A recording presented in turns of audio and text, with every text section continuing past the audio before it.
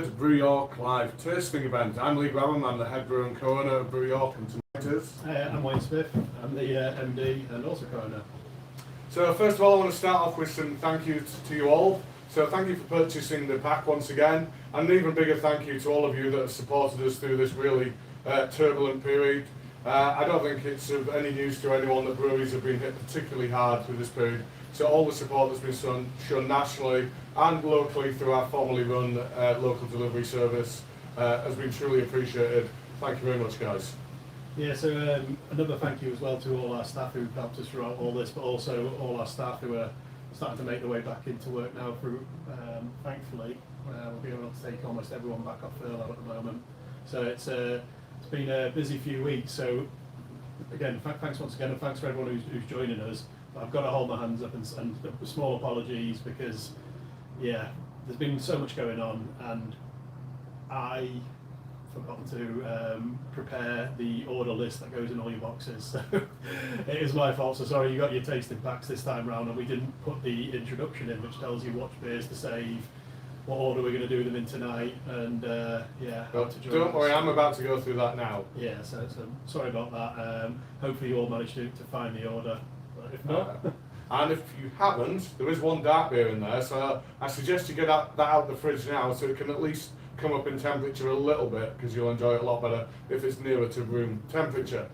So what we're going to be doing tonight is we're going to be sampling 4 beers. I'll tell you what they are in a second. For each beer we're going to be visiting a different area of the brewery and or tap room. As we go along, we massively encourage you to send questions through. You can do that by typing them below this video, I believe. For us, I think it's more of an enjoyable experience. You guys are going to get more out of it the more questions we have. We've had loads of questions the last 2 sessions, and that's what's really made it for me, and I think you too. Definitely. We'll try not to repeat too many questions. So, well, some of you have joined us multiple times. If you haven't, and it's the first time, then we will answer as many questions as we can, and it'll be, like Lee said, more enjoyable for us and yourselves, hopefully, if you put plenty of questions in. So in that spirit, we're not going to go into too much detail about the background of the brewery. We've been there, we've done that. We're not going to go into too much detail about how you taste the beer. We'll do a very brief recap on that one. In terms of the beers that we're going to be drinking, first of all, we're going to be drinking Triple H, HHH, 4.3% DDH Pale. That's going to be consumed here in our beer garden. We're then going to move into our tap room where we will be consuming Radon Sigtuna, which is a 4.5% Finnic sour ale. Finnic because it has the typically Nordic ingredients of lingonberry, rye and juniper.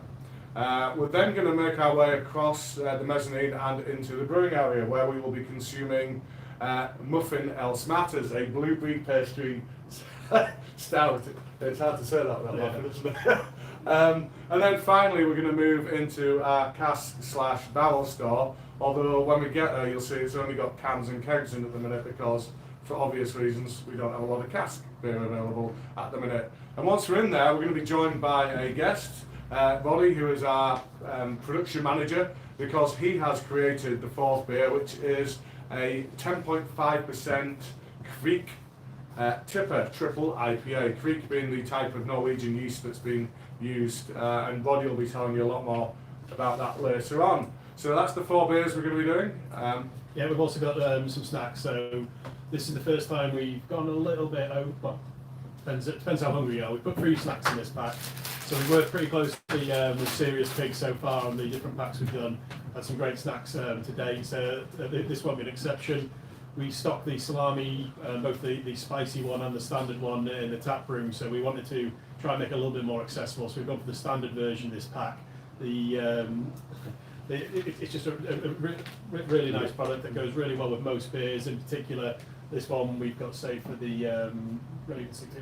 Yeah, well, it would go well either with a sour beer, although I think we're probably going to serve it to go with the triple IPA at the end. Yeah, you need some food there to back up the yeah. 10.5%. And then in addition to that, we've got the sea salted almonds. So nice snack there. We've that one will go pretty much with most beers. Most people, most scrupulous bar managers will put plenty of salt on your nuts and try to encourage you to drink. We think they just taste really good, so just try it with. We're going to go with that with Triple H. So So we're going to have that with the first beer. I think personally nuts suit anything sessionable. I think it's why they go so well with cask beer in particular. And then it's a bit of a lucky dip with the cheddar, so we've got different flavours. We've got the barbecue one to share tonight, but there's the pickled... Branston pickle. Oh, Branston pickle ones, that's a bit of the bar team's favourite. The standard cheddars, the red Leicester cheddars, and then the barbecue. So again, anyone who's got the cheesy versions, really well with the dark beers. The Branston one, kind of sour, will go really well with the sour beer. And then the barbecue, kind of anything. So dark beers usually, but we'll probably go with that one. Well, we probably won't get a chance to eat it, we'll be talking. Yeah, I don't think you'd appreciate it if we had a mouthful of food while we were trying to discuss these beers. So in each area, so Wayne's going to pause the first beer now. We're going to talk about the specific beer. We're going to talk about the concept, the design, the recipe, and in case you forget which beer we're doing at any point, always in shot will be one of these giant cans that will remind you what we're consuming. Also in each area, we're going to take a specialist subject to cover off. So we know front of mind right now is going to be what's happening with your bars, when are you going to open the bars. So I think when we move to the next stop in the tap room, Wayne and myself will be covering what's going to be happening with the venues, and we'll be covering such things as what might feature in an upcoming pack, and you're going to have the opportunity to vote on that particular one. So that'll come soon. So to our first beer, so here we have Triple H, HHH. So once upon a time, those HHHs stood for Hoppy, Hazy and Heavenly. But of course it was really a bit of a nod to the legend of WWE wrestling that is Triple H. So you may have noticed if you've purchased our beer for a while that we're big on puns, but we're also occasionally into doing these little wrestling themed beers. So we've done Mocker Man Randy Savage before, we've done Sweet Gin Music, which was a botanical pale ale based on Shawn Michaels, and we have this one here, Triple H. I think personally my favourite wrestling themed one that I've seen was probably the one that Marvel did, Bret the Hitman Tart. Very simple, but simply genius in terms of the name there. So what we have here is a 4.3% DDH Pale. So what you should be getting with a DDH beer is that means double dry hopped. So that means during fermentation there has been 2 points at which hops have been introduced. So there'll be some towards the end of fermentation typically. They'll then be agitated inside the beer for a period, and after about 3 to 5 days you'll drop those hops out. You'll then introduce a second charge of hops, and then you'll agitate those again for a period, and then you'll drop those out. So these beers take longer to produce, it means you get a lot more losses, they're going to be a little bit more expensive, but they tend to be very intense in hop character. The one thing you do need to watch out with these is a little thing called hop burn. If they are released too soon, before they've had a chance to kind of mature and mellow, you can get what is called hop burn, which is this really kind of intense burning on the back of the throat. It's not like dryness. At first you might perceive it like that, but it doesn't appear when you first drink. It's only after a few seconds later you get this intense dryness, I guess, at the back of the throat, and that's hop burn. And that's because the beer got into your hands too quick. The brewery didn't hold on to it and allow it to mature for as long as they should have done. So hopefully, having said all of that, you're going to drink this and not experience hop burn. So let's have our first taste. Yeah, this is a beer that this is our first ever hazy pale ale we did, and it was probably about 2 years ago. Probably longer than that actually, because I found a can of the original in my fridge, which was about 2 years out of date. 2016. So originally this was a really bright green can we did with like a neon style pattern on it, and it was all focused around the Triple H logo that we our branding guys, United by Design. So hi guys, if you're watching, they came up with this concept logo for us. It's really cool, and then we've tweaked the design a few times over the years because it really was different. It was part of what we called our modern range when we first brought it out, and most of our beers we do are pretty modern, so it felt a bit strange having a modern range. So we wanted to bring it back in line with the rest of our beers, and obviously the puns have been quite a big theme over the last few years. With a name like Triple H, we had to... so I guess you could say we gave up pretending that it wasn't a wrestling reference, so now we've gone full on wrestling, as you can see with the can artwork. Based on Lee, by the way. If you haven't guessed, that's exactly what Lee looks like when he strips off after work and has a caustic shower. Yeah, except I think I probably do have a 6-pack. It's just incredibly well insulated. Yeah. So yeah. With a 6-pack of beers. So in terms of the recipe, that has changed a little bit over the years. It used to be reasonably hazy. Now it's intensely hazy. It's a little bit more oat forward now to give it a little bit more creaminess. And for the first time, we've used super pale malt in this one, which does exactly what it says on the tin. It is super pale, so you can see it's this really pale kind of straw colour. The hops that we have in this one are Centennial, Citra and Mosaic. So Centennial gives a kind of floral-like character. Citra, unsurprisingly, gives a very citrus-like character. And Mosaic can do anything from kind of berry to bubble gum. It's quite a Cat's piss. well, I don't mind that, but you do hear all sorts of slanderous descriptions used for certain hops. Indeed. I think Simcoe in particular gets that particular market. I really like this. Triple H is one of my favourite beers we do. So the ABV is pretty low for one of our beers, 4.3%, makes it really sessionable. We brought it out, the second iteration we brought out was during the football 2 years ago.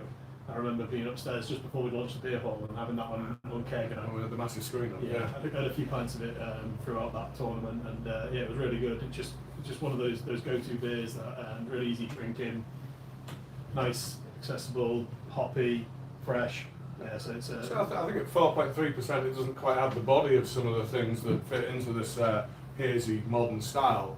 But for me, that benefits the drink. It makes it more sessionable. You can drink it while you're watching the football, for example. Yeah, exactly. And one of our friends, Dan, if he's watching, so he was begging us to bring it back. We didn't tell him we already had it on the brew schedule, and it was already being rebranded and coming out. As soon as it came out, it was at 12-pack, please. Filled his cupboards back home. And he often watches this, so hi Dan, that's yet another mention for you. Yeah.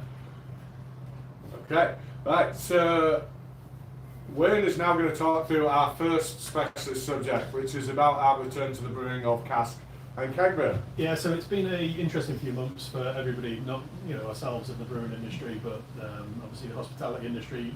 All the pubs have been closed, yourselves have been locked up at home. Most people are starting to return to some form of semi-normality now, and as I'm sure you're all aware, tomorrow the pubs reopen, or some pubs reopen. That's been quite short notice for us, so we're going to talk a little bit more about that later on. But what it really does impact on is how we brew. So for the last 3 months, it's been 100% keg, 100% can. So everything we brewed has gone all into can, with the occasional keg to maybe empty the tank if we've run out of cans. But it's been 100% focused on can. Which, if you've been like you have, buying our beers and getting the mail order, it's been great. We've had massive variety of lots of different styles, lots of different beers, and it's been the most canned beer we've ever had, which is great for. I think if you're a consumer drinking at home, there's never been a better time. You're probably finding that most of these beers that you're getting, say, canned in the last 2 weeks, nobody has been getting fresher beer than they've been getting right now. It was really cool because we all came in last Saturday to do a bulk order picking. It was horrendous, to be honest with you, how many cans we had to pick for these tasting packs. Nice problems. Yeah, but it was really cool to look on the bottom of every can and see the canning date.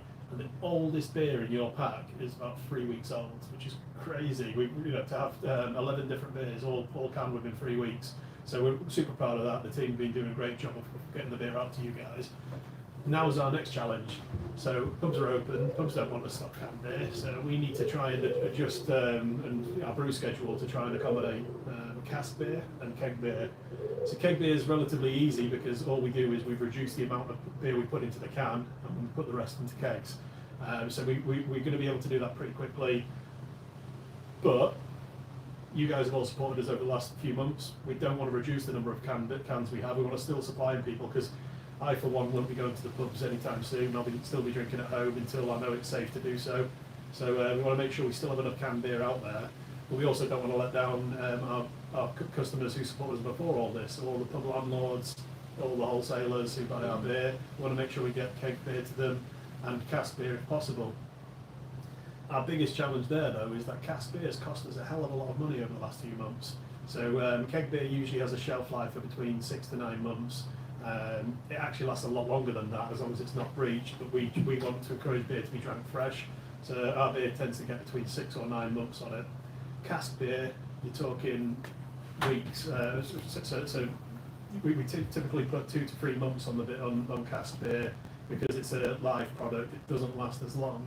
So while all the pubs have been closed for 3 months, we've had to pour a lot of cask beer down the drain because we weren't able to sell it. Puts us in a really difficult position because we want to get beer into your hands, but we don't want to risk pouring any more down the drain. If pubs, if tomorrow goes crazy and the next few weeks go crazy and all of a sudden pubs are closed down again, what do we do if we've switched all our production back to cask? Do we then pour that cask beer down the drain again in 3 months' time? So we're going to be really cautious with our approach back into the cask market. So we actually have cask beer in the tank now, and we will have it ready for when our bars open again. And we'll have some we'll be able to sell to the public, to landlords, and again, hopefully before the end of July. But it's going to be we're going to be very cautious with it. We're not going to put big batches into cask. We're going to basically brew, monitor the market, see how things go. So cask beer will be back on the schedule, but it will still be predominantly keg and can. Some little inside info. What my favourite cask beer that we produce is Haze of Thunder, 4.6% unsurprisingly hazy beer, and that will be going into cans soon. Yeah, so we decided it always was a great beer we always thought it would make a great keg beer, but we wanted to keep it exclusively for cask. The last few months we've missed it quite a lot, so we want to bring it back, and we're going to put part of the batch into cask, so we've got some available for when pubs properly start reopening, and then we're going to try it out in can for the first time, so that's going to be one to watch. Okay, so I believe we've got our first questions coming in. So if you ever see a hand like this coming into shot, that's just the Alison's tiny hand. Alison's tiny hand bringing the questions in. So we kind of almost answered them. We've got one here from someone called Paul Curzon. Why no more bibs? They were fantastic. Unfortunately, the beer went out of date, so we couldn't repackage to bag and box anymore. So as we were approaching the best before date on the casks, we took the stock off our website. We sold through what we had, and then we unfortunately had to pour the rest down the drain. So not ideal, but it's better than us putting beer in your hands, which is it doesn't taste its best. So yeah, not our best in the brewery, pouring beautiful beer like that down the drain, but we have to do that from a public safety perspective. So next question, as a starter homebrewer looking to get into the industry, would you recommend any qualifications, or is hand-on experience better? I think the best phrase I ever heard from this is you can have all the certificates you want, but if you can't use a spade, then what use is it? So I think actually the answer is somewhere in between. Yeah, you need to have some level of technical knowledge. You need to know what you're doing so you follow the process correctly. But yeah, absolutely, hands-on experience is of huge value. So contact any local brewery that will hopefully get you in and give you a day's work experience. Yeah, what we try to do is with all our brewers, we try to put them on a brewing course of some form. So we actually hosted a brewing course here, so a shout out to Dave Smith who's watching. It's it's called Practical Brewing. Oh, don't ask me that. Fundamentals in Brewing. The course is held twice a year, and it's usually for around 10 people, and it's hosted at the brewery in our Hoptail Lounge. So what we try to do is put all our brewers on that course provided they haven't already been on some form of brewing course, just so they get a bit of the textbook knowledge to back up with the practical skills they're going to have from working here. So both myself and Lee didn't have a background in brewing, so we came into this, both attended courses, learned as much as we could along the way, and then got our hands dirty and started brewing more beer. We were home brewing, so it kind of naturally came from there. Yeah, I think a lot's been learned from trial and error. I think I have been in brewing as I am in life. I tend to learn by making mistakes. I can see Alison laughing in the background there. So, yeah, I'm a stubborn creature, as Alison and my wife will testify, so I can't be told I need to make my mistakes. But I like to think whatever mistakes we have made, we've learned from them and come back stronger. Yeah, definitely. A question here from Matt. What are both of your personal favourite styles of beer? Imperial stouts, barrel-aged imperial stouts, actually. Yeah, 100%. That goes both. In reality, you're not going to come in, bump into us in our tap room or beer hall and see us drinking imperial stouts all the time, because they're the type of beer you savour and enjoy. You session than unless your aunt who works for us for our social media. Pretty much drinks Imperial Stouts for breakfast. Yeah. And I get described as looking like a Viking. If I'm a Viking, what He's would your you Viking dad. Yeah, he's like serious Viking. But yeah, absolutely, that's our style. So much so that I remember on a journey back from a tap takeover in Leeds, we were drinking New Silence Bourbon County release from this year on the train back. Yeah, which was gorgeous. Just a great style of beer. But yeah, day to day, I love cask beer, cask pale ale, IPAs. West Coast IPA at the moment is definitely back in the. It's just nice. Big plug for our product, but yeah, Big Eagle 2020 is just my style. Which you have in your pack? 7.1% West Coast IPA, nice malty, bitter, resinous IPA. That's reminds me of back in the day drinking. Yeah, it's what got us into this thing, definitely. Like that. Okay, next question is from Seth Salvey. With the National League playoffs approaching, which thankfully they are taking place, will you be brewing another batch of Minster Men Pride?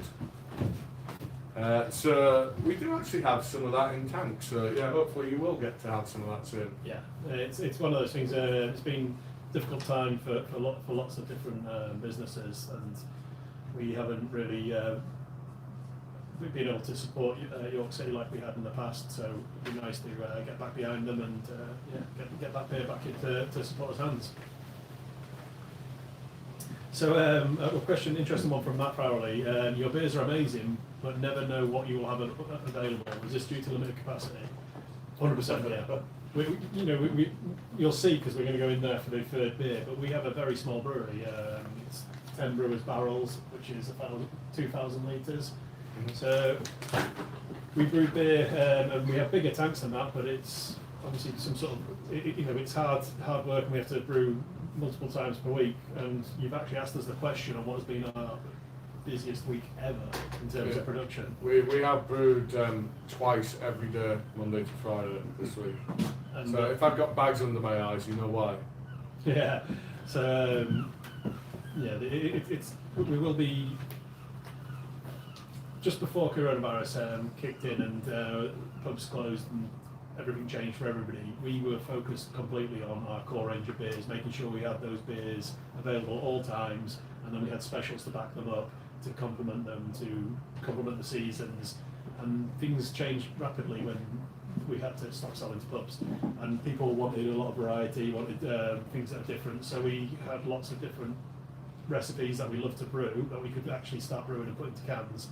So the last few months have been a bit hectic, a bit crazy, but it's been great to get such a wide range of beers out there.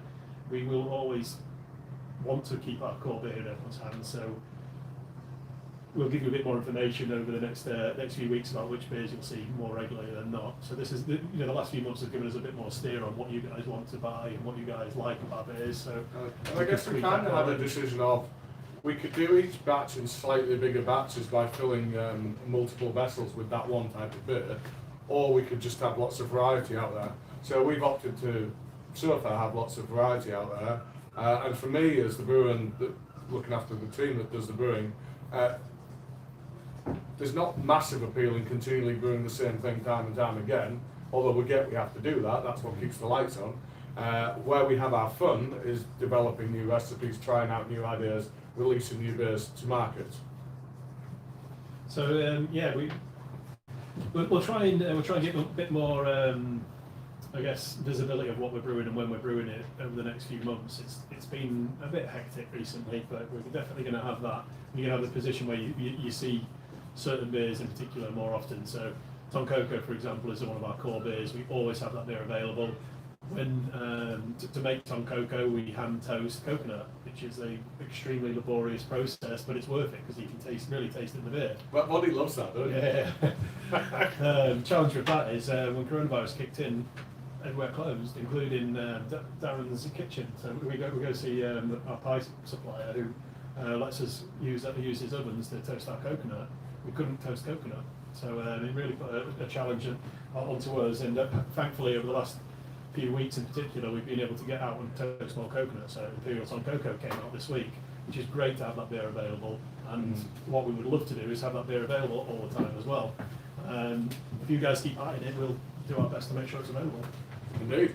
So next question comes from Matt. I see Juice Forsyth is now available in Morrison's. Do you plan on releasing any future beers in supermarkets?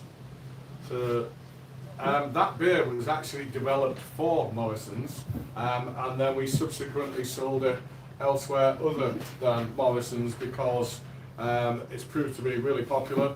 It's the beer that fills up half my fridge at home. It's the beer I go home and drink. It's super sessionable, really refreshing to come back to at the end of a working day.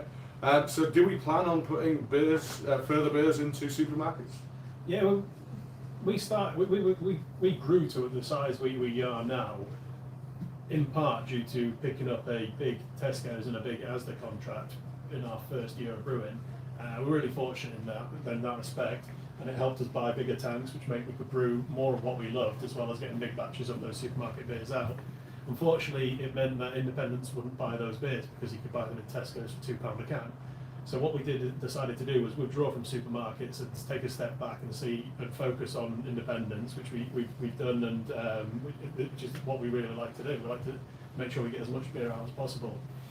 Over the last probably 12 months in particular, the supermarket beer rate, more than that, probably 18 months, 12 to 18 months, supermarket beer ranges have improved massively, but also people are paying what we feel is a better price for beer in supermarkets.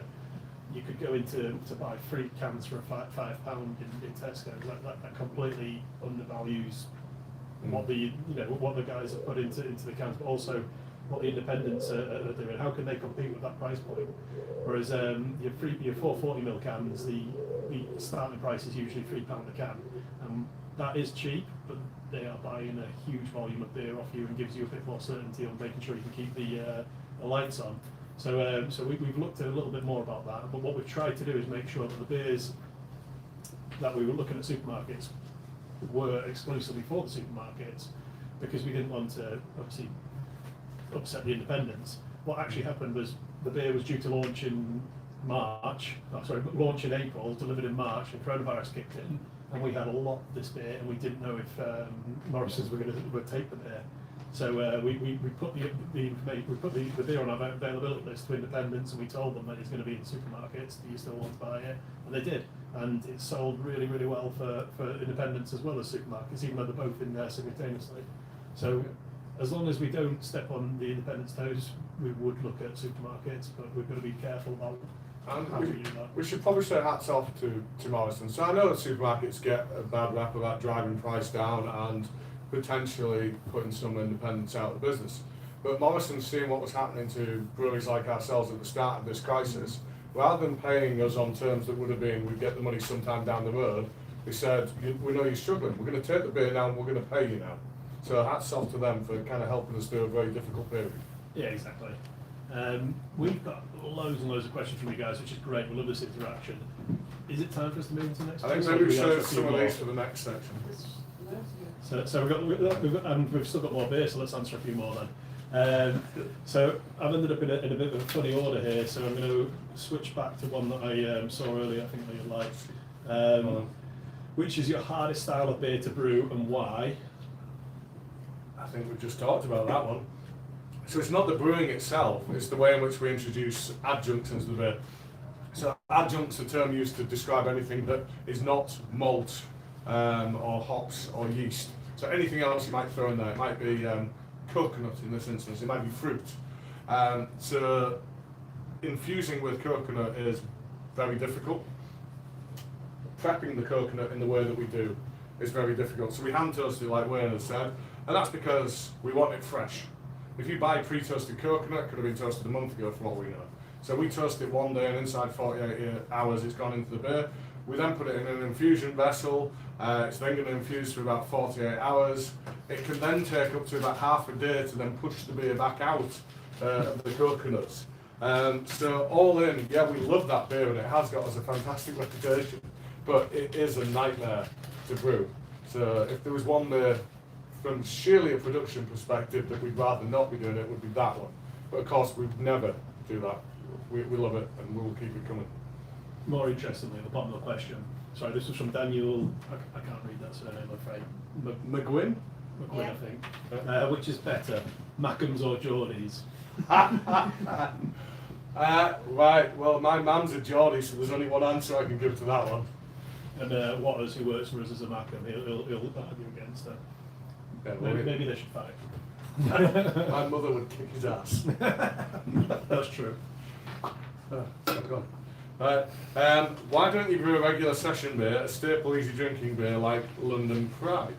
So, yeah, we might not do anything that sits directly alongside London Pride, but here we have something that's 4.3 super sessionable. In Jasa, the low end of our cask beer, 3.7%. I think we've got something there that's super sessionable. Yeah, when our taproom bars open, Jasa's my go-to beer, 3.7% session pale ale, really easy drinking. And not even that much stronger than that, but Fossa, again, really easy drinking. Cask beer, 4.1%. And then even on our in our can range, in our core can beer, we have Karma Chameleon, which is 3.9% session pale. Really, really easy going beer. So we do. It just depends on what style you're going at. London Pride, it's a bitter, really. If you happen to visit one of our venues at the right time, you might be surprised to find that we do actually produce a modern interpretation of an English bitter called Maris the Otter, so called because of the malt that is used within it, and also because in that river over there resides an otter, and that came up in our planning permission, and we were told we couldn't have speakers out here and we couldn't have lights projected out onto the river because of the otter out there. So that's enough questions for this section. What we have left we'll take with us. We're going to move to the next area now.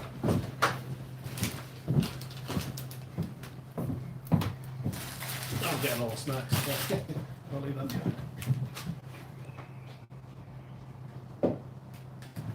Stone the crows.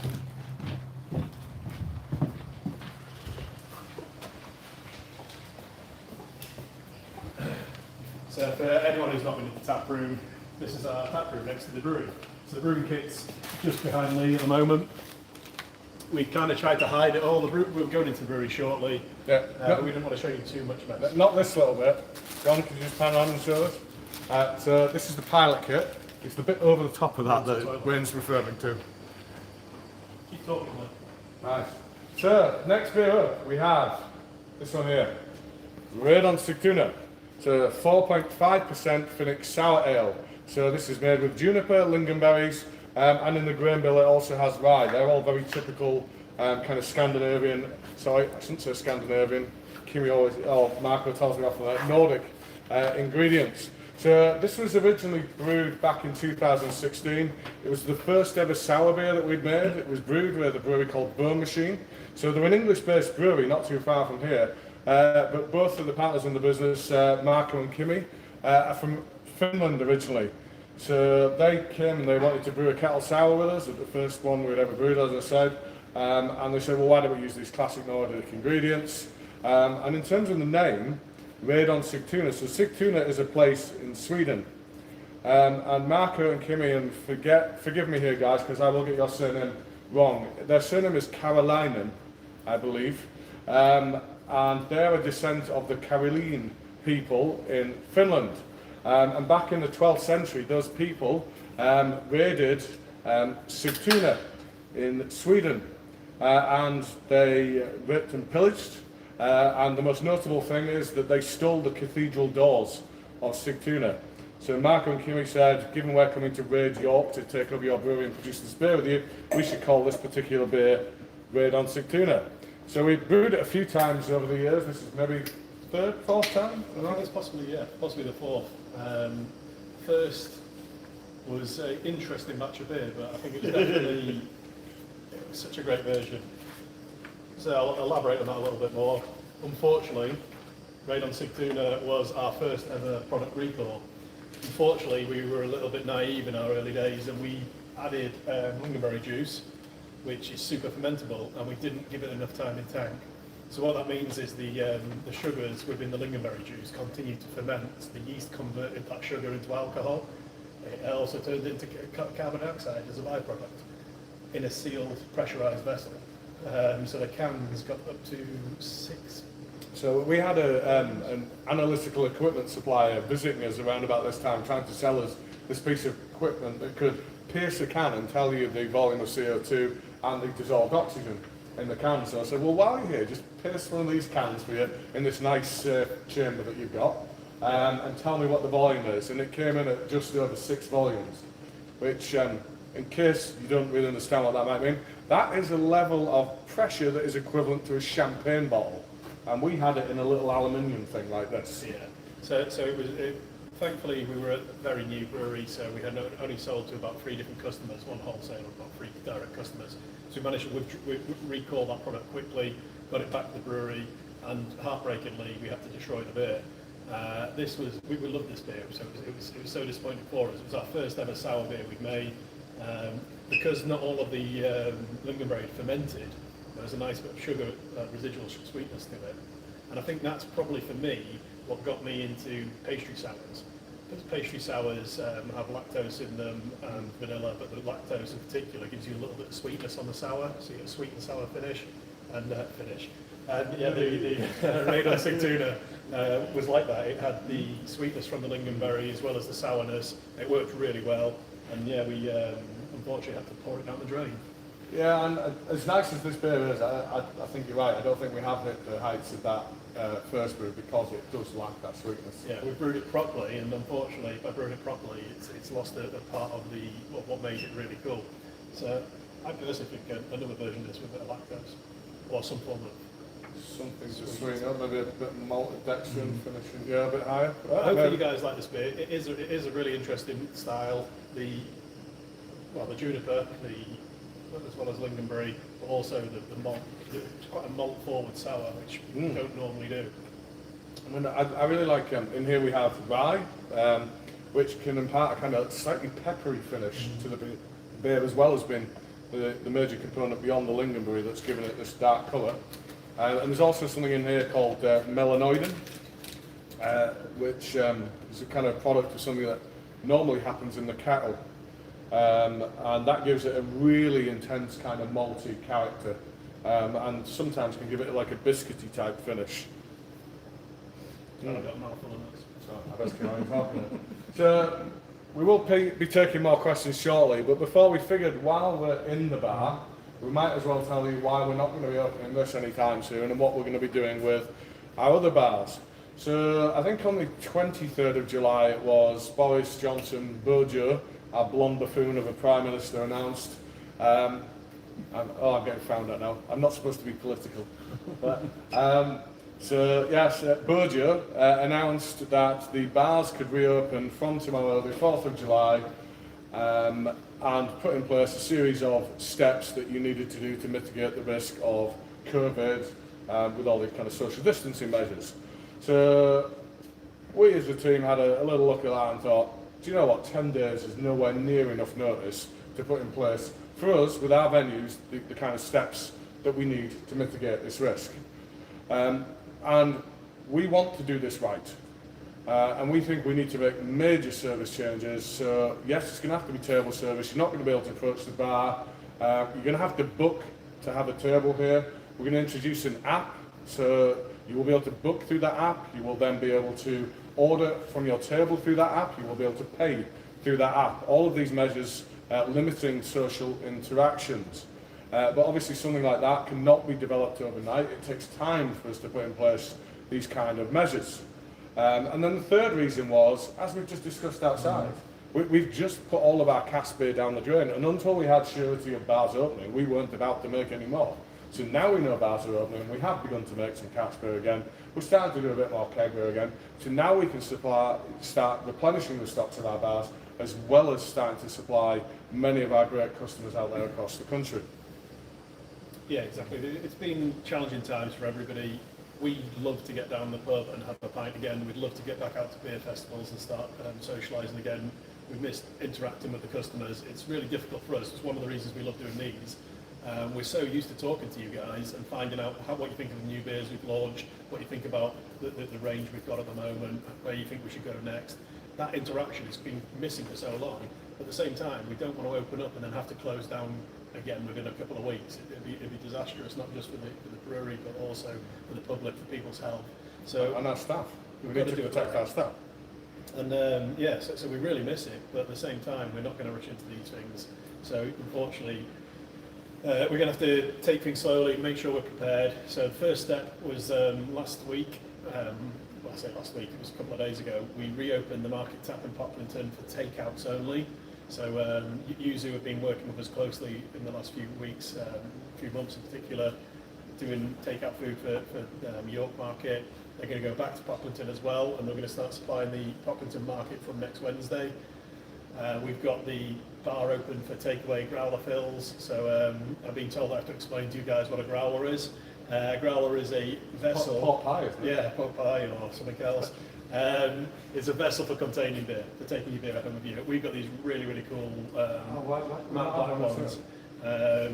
With branded up ones which you can fit 1.9 litres of beer in. With a logo a little bit like that. Yeah, they're really cool. But also you can bring any other vessel with you if you want us to fill it for you. You can take the beer home with you, cask beer, keg beer, and you can also buy canned beer from the market tap. Then we're going to, next weekend, we're going to trial out, and I really do mean trial because we've got to make sure this works right. We're going to trial out takeaway beer from the shop, from the beer hall gift shop at the front of the building. So we're going to release more information about how this is going to work, but we're going to have our festival bar set up to serve some keg beer for growler fills, and then you can collect your canned beer orders, take them home with you, and drink them responsibly. And that's kind of be our first reintroduction back into directly dealing with you guys again, which we're looking forward to. If I could just make a point on that one. So many of the questions we get from you guys is, when are you going to brew this? When are you going to brew that? So there are certain beers out there that we don't have them available in can anymore, but we do have some of those in keg still. Girls! The beer that we're not allowed to mention. I didn't mention a beer, I was just doing the okay, right. So there are certain beers like that one which we're not supposed to talk about, which you will be able to get for growler fill or other vessel fill. Yeah, exactly. We'll call it the beer that cannot be named. Until we come up with a better one. Yeah, exactly. But we'll definitely have that available for growler fills next Saturday. So form an orderly queue and fill your growlers. A 1.9 litre growler with a... If you don't know what 10% we're meaning, look on Untappd for those of you that use Untappd. Currently the UK's third highest rated Imperial Milk Stout, just behind extra Brownie Pints, which is another of our beers, which is the second highest rated Imperial Milk It's really Stout. cool. It's such a shame we couldn't sell it under that name, but yeah, we do have that really cool beer we'd like to get back into the public's hands again. So yeah, so back to the point, we're doing growler fills and takeout beers next weekend as a trial. If it works well, we'll try and keep doing that until the bars are ready to open again. Focus on weekends, because any other day of the week you can order online from us, and we will have the cans ready for you to collect. So we're going to focus on weekends with the York venue. And then yeah, we're going to get the app ready, we're going to get the beer hall ready to reopen, socially distance, and then we're going to have a much safer environment for you guys to come down and enjoy beer with us. Unfortunately, we're not going to open the tap room initially. So the tap room where we are now is adjoining the brewery. We want to keep this area safe, secure, and make sure that we don't risk having to close down production as well as the tap room. The thing we really want to avoid is an outbreak of COVID again, full stop. But if it was to happen and we were to find that a resident had visited the tap room, we wouldn't want to close this venue down. So for now, we're going to make sure that that we just focus on the beer hall initially. So we'll have Smoke and Blues back in the kitchen again. We'll have table service, and more importantly, or not more importantly, but something you guys need to know, we need to be doing table booking. So when we launch this app, we'll release all the information on social media. You'll need to book your table in advance. You'll get table service. It'll be crazy going into the beer hall and not having a queue. So one of the things that we love about the beer hall is the social interaction, the big groups of people who come in. Saturday nights, just an experience with the Smoke and Blues food and stuff. You're going to get all that experience again. You're going to be sat in your seat, and Liam's going to be running around serving you all. It's going to be really interesting. But Liam's just chuckling off camera. It will be different, and we want to make it as much of a Brew York experience as it used to be. Absolutely. But you're going to have to, unfortunately, bear with everyone until we get back to a real normality. And it will be different, but we'll make it as great an experience as we can. Yeah, it's going to be different, but I love to go to Belgium and to drink in their bars and experience the way that they drink. And my God, some of their beers are amazing. But that is the kind of experience that we're going to be creating. You would not be able to walk up to a bar in Belgium and order a beer. They'd say, find a seat, and when you have a seat, someone will come and take your order, and they will bring your drink to you. So yeah, the ins and outs of the app and the booking and there's so much going on behind the scenes to make sure this runs smoothly for you guys. And we're going to learn a lot from what everyone else is doing as well. We don't want to rush in tomorrow and open the doors at midday. It become mayhem. We're going to look at what works well in other bars in the area, what doesn't work well. What we don't want is for you guys to queue all the way out the door, come into the venue, and then us having you fill in a load of paperwork before we can actually serve you. So we're going to learn as much as we can, make sure that the experience is really enjoyable for you guys, and yeah, we'll keep social media up to date with what we're doing. Okay, so we're going to take a few more questions here, and then we'll move on to the next area for the next beer. So first one up is Andy Rollins. Will the peach mud be returning? I would have enjoyed another can, but my old man probably bought half the stock. So when did we last do that? 3 months ago, maybe? Anyone? No? So it's not on the brew schedule as it stands. We're in the kind of privileged position now of having lots of very popular beers, and there are lots that you are constantly asking us to bring back, and we try to do our best to accommodate that, but we can't always do them all. So something like the peach mud is probably going to be an annual release until we have the means of producing these kind of things in larger quantity and more regularly. Yeah. And we've done that one this year, so I don't know if it'll come round again this year. And we have to be careful with the overlap. You guys love Rhubarber Streisand. Rhubarber Streisand, the peach, are different fruits, different flavours, but they're very similar beers. And what we find is if we have both beers out at the same time, Rhubarber wins, unfortunately. And you guys don't buy as much the peach. So we kind of try and stagger them as well and make sure that we've got a nice range of beers out at the right time. So I've got an interesting one here from Matt Barker. What do you think to your friends at Doc's Beers being on Good Morning Britain about waiting to see what happens and not opening yet? So I only realised this just before we came on air when I was looking at Twitter, and it was mentioned that Will from Doc's had been on Great Morning Britain. Other than that, I don't know a great deal about it, no. but they're top guys over there, and I'm sure whatever they've said has been super sensible, and I'm glad to hear that they're kind of waiting and taking stock before they act like we are. Yeah, it's brilliant. It's great that small independent businesses like those guys get some publicity, and it's good for the industry as a whole. So brilliant, good on them. So pleased for you guys. All shouts, cheers, and the wider team.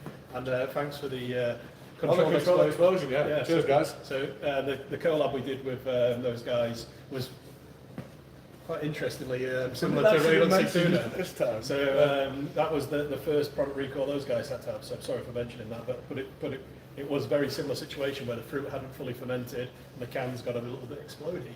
Ironic when the beer was called the Controlled Explosion. It was a great beer as well. So the guys said, can we brew it again? Obviously because of COVID we couldn't be there to physically brew it, but they did the same recipe, everything the same as before when we brewed it with them, apart from leaving the beer longer in tank to fully ferment the fruit. And it's out now, so it should be on our website. If not now, it'll be on this weekend, and it'll be on the Doc's website. So give it a try. It's a cracking beer, and it doesn't explode this time. So next question from Dan M. How many different types of beers can/do you brew at any one time, and who decides which new styles get the go-ahead? Is it personal preference or any sort of marketing or just a hunch? Wow, quite a few questions rolling into one there. So how many different types of beer can we do at once? Well, we have 9 fermenting vessels, so theoretically we can have 9 different types of beer underway at once, and that is generally the case. We do tend to refill the vessels fairly soon after they've been emptied. Which new styles get the go-ahead, or who decides? So I principally do the recipe development, and providing I'm not asking to do anything too out there, the rest of the team tend to go with me. Yeah, I don't think I've done it. Well, I've done a few weird things actually. Yeah, but at the moment in particular, because beer's going into cans, because you guys like in the variety we're going out there with, there's not much that we say no to. We're trying to be creative. We're trying to be experimental and edgy, and yeah, we're trying to get as many different beers and styles out there as we can. And yeah, that means that if we've got a few pale ales already in can ready to go, then try something a bit different, try something new. Bring back old favourites. Kiwi, if anyone's not tried it, again in your pack. such good form. So it's such a a weird style of beer to have as a core range beer, but we launched the brewery 4 years ago and had a brown ale in our core range, probably because of the Newcastle links.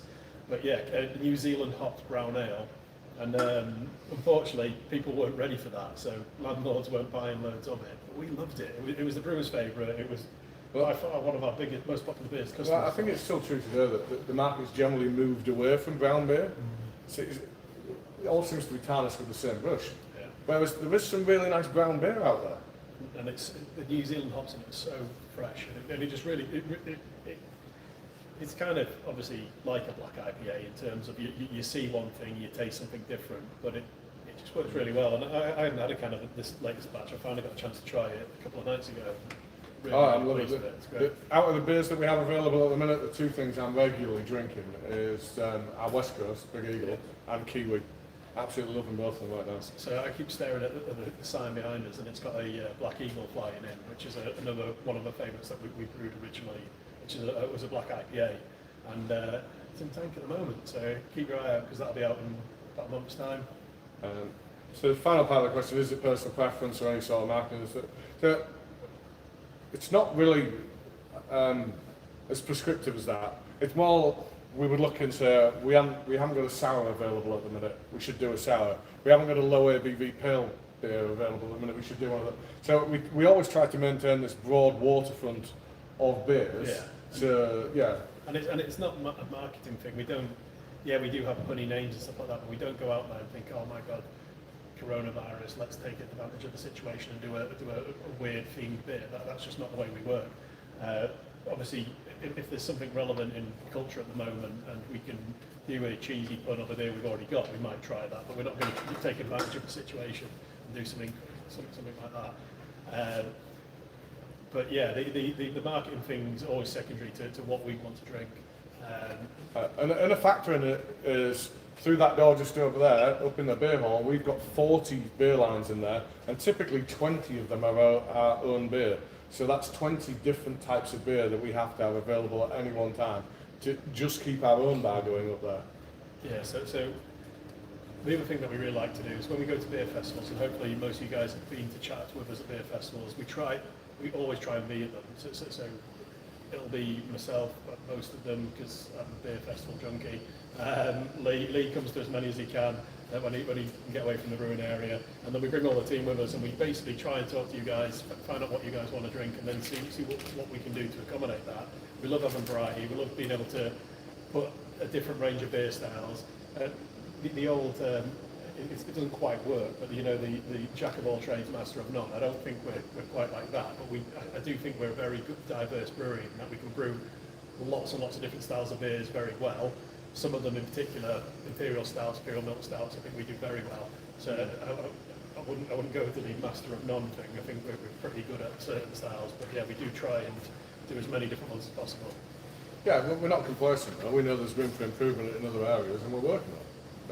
Exactly. So sorry for the waffly answer, but that's the way we talk. So next one from Al Goodwin. Has the deserved success of Brew York, thank you, far exceeded your initial visions when you first set out? Yeah, and then some. If so, by how much did you expect the high level of sales amount of different brews? Can I go first on that? Yeah, so we started the planning for Brew York about 5 years ago. There was a second person though. All right. So I started the planning for this about 5 years ago, and we're looking at what we'd like to achieve in straight away, what we'd like to achieve in 3 years, 5 years, and expectations have been exceeded throughout. So it's been brilliant. It's been humbling to see the support we get. So it's always crazy when we launch a beer and it sells out in a day or two. It's like, oh my god, that's crazy. We weren't expecting that. And when we do an event and then you guys all come down here and support us, or we go to a beer festival and you buy all our beer before we have a chance to put anything out there. So yeah, it's just amazing how much support we get, and we appreciate all of it. Yeah, and it's not like we're unorganised. It's not like there isn't a plan.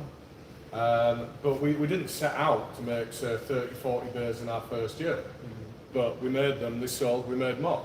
So then the year after that, we made even more, and we kind of kept on accelerating like that. So as long as you keep buying them, we'll keep doing it. Thankfully, the way the business is structured, we don't need to answer to somebody who says, "Oh, make sure that you only brew in those beers and then you supplement them." The people who need to make the decisions are in front of you now, so we can flex, we can react, we can do things pretty quickly. So yeah, when obviously a really difficult situation arises like coronavirus, we can look at what we're doing and try and brew the beers that. Sorry, I'm a little bit distracted. Yeah, I just seen the next question. I saw that one earlier. So can we jump to this one? It's, yeah, definitely his real name, I'm sure. Pterodactyl.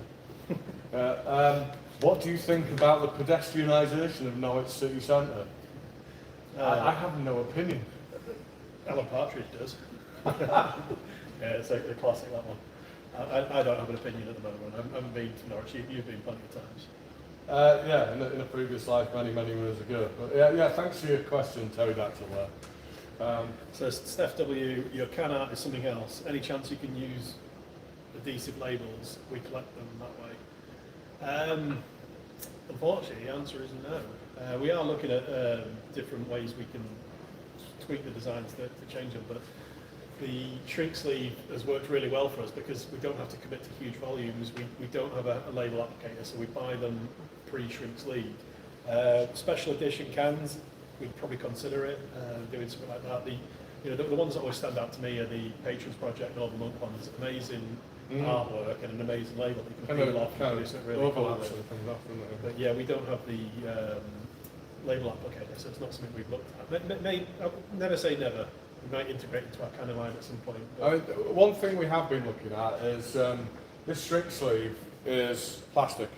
So in the aim of sustainability, what we are looking at is getting a very similar thing that's developed from corn syrup. And it actually has a strip where you can then rip it off and then you would be able to take the artwork off. It's not going to stick in your books like the way that a sticker would, but you would be able to more easily remove the artwork then. And then we're at least a little bit more environmentally friendly then. Yeah, definitely. Dave C, do you have any plans to make the can artwork available to purchase? Well, you should say that. So, unfortunately, it's taken a hell of a lot longer than we'd hoped, but about pretty much shortly after the last tasting session we sent some artwork away to make some limited edition prints, and the proofing process has taken longer than we'd hoped, but we got it proved and approved last week. So hopefully they will be ready in the next week or two, and they'll be available on our web store as well. Yeah, the original intention was the last stop of today's tasting journey, we were going to have some of them displayed, but unfortunately, like Wayne says, we've not been able to do that. So next one, Al Goodwin. Do you think you'll open further tap rooms not in Yorkshire in the future? Quick answer then, yes. That's the plan. We wanted to, but coronavirus came and it kind of slowed our plans. We are looking, there's certain cities in particular we'd love to have presence in, but we don't want to rush anything. So we're going to find a few options, and hopefully with the next few years we'll have some extra venues around the country and we'll be able to enjoy our beers there. Next, Al Goodwin again, prolific question asker. What are your favourite regularly available non-Brew York beers?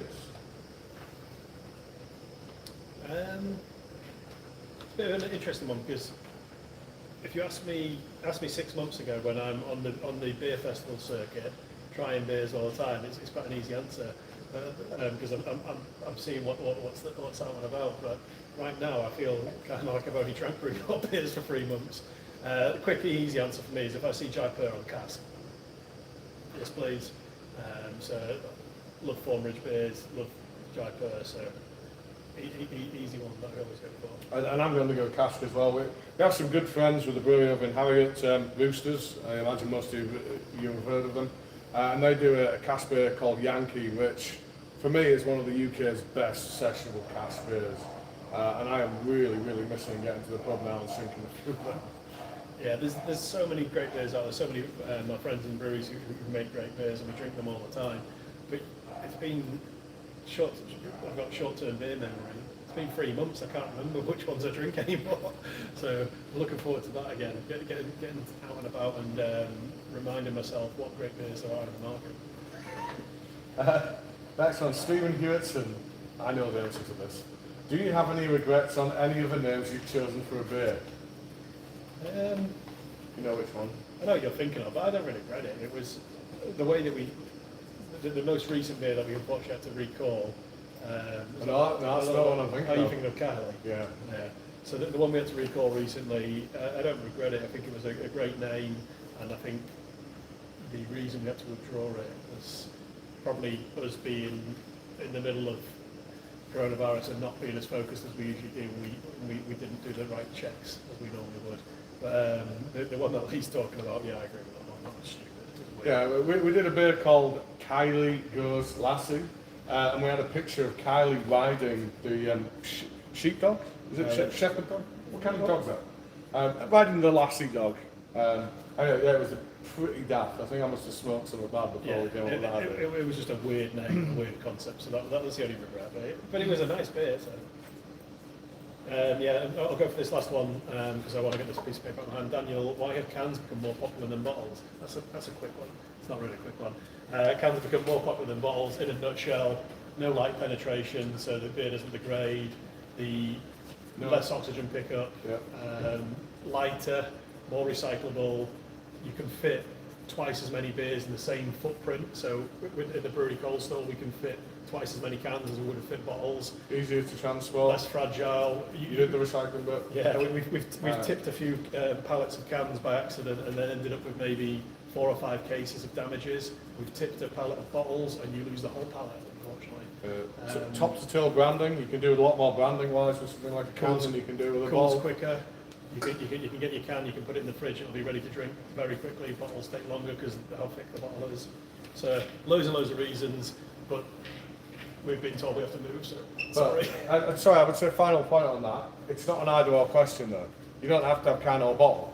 I think there is still a place for the bottle. Most of my personal beer collection is 750ml bottles with things like wax seals. So I think bottles are still way more collectible than the can. And the other thing is, as a small brewery, we kind of have to make our bed and lay in it. Once you've decided which way you're going to go, not many breweries can afford to have both a state-of-the-art bottling line and a state-of-the-art canning line. It's so expensive. So you kind of choose one and you go down that route. The cans have become much more accessible. Right. So that's me. Follow me. So we're now heading through the back of house to the tap room.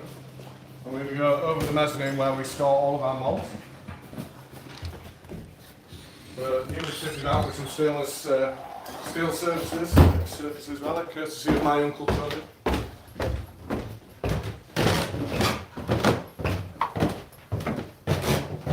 We've got a slightly long way up, so this is our malt loft. Looking very tidy, courtesy of Lilith and Rory, who were tidying up here earlier today.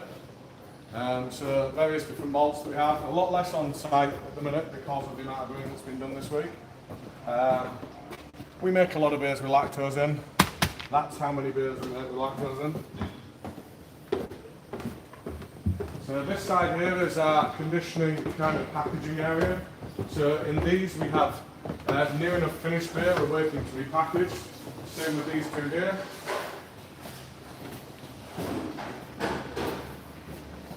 This is our canning line. Cans are put into there. They go up across a conveyor, down through a twist rinser, which uses sterile air to evacuate any potential physical contaminant.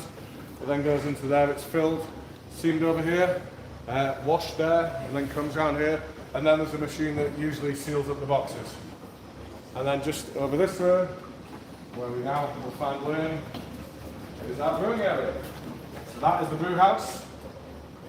To my left, over here, this is all of the fermentation capacity.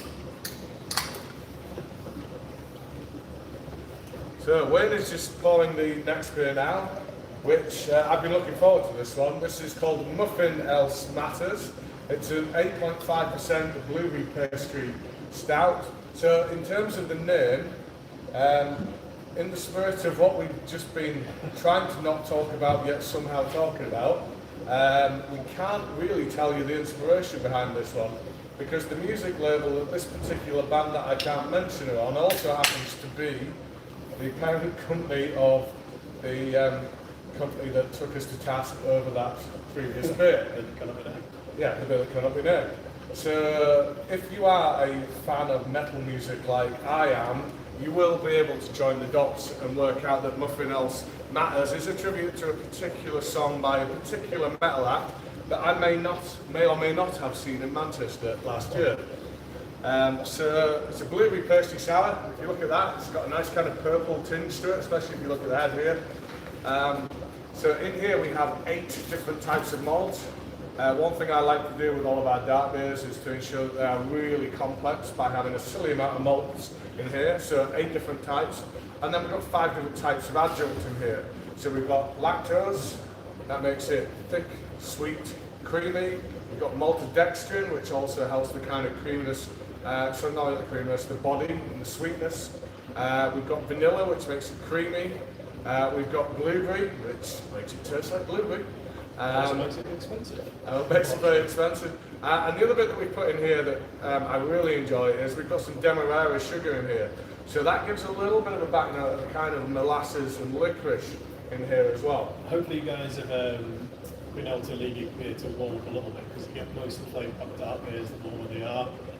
This beer is at great temperature and all the flavours are coming through when I'm tasting this. You get the blueberry, you get the sweetness from the lactose, you get a really complex malt bill. I tried this on canning day and I said to Lee, I'm not sure about this beer. I'm very much sure about this beer now. It was freezing cold when I tried it. Now it's at temperature, really. And that's a little bit easy for 8.5, isn't it? It is loosely based on a beer we did for our birthday last year. Called Stir True. So we did a 4-pack for our birthday. We did 4 different beers. We worked with a local art gallery, Art and Protest, and they got some 4 semi-local artists to come down and do some really, really cool artwork. And this beer was called Stay True. It was 7 from memory. Thereabouts, yeah. So this is an amped up version that we've then tweaked and refined, and hopefully you guys enjoy it as well. It's really, really cool, complex beer. So we've got a little bit more pastry with it this year. So we've gone in sweeter, thicker, creamier, and yet up the ABV as well. So this is what our friends at Amundsen refer to as a dick beer. Which we like to have a little chuckle about. What that means is dessert in a can. So we are making a lot of these types of beer now.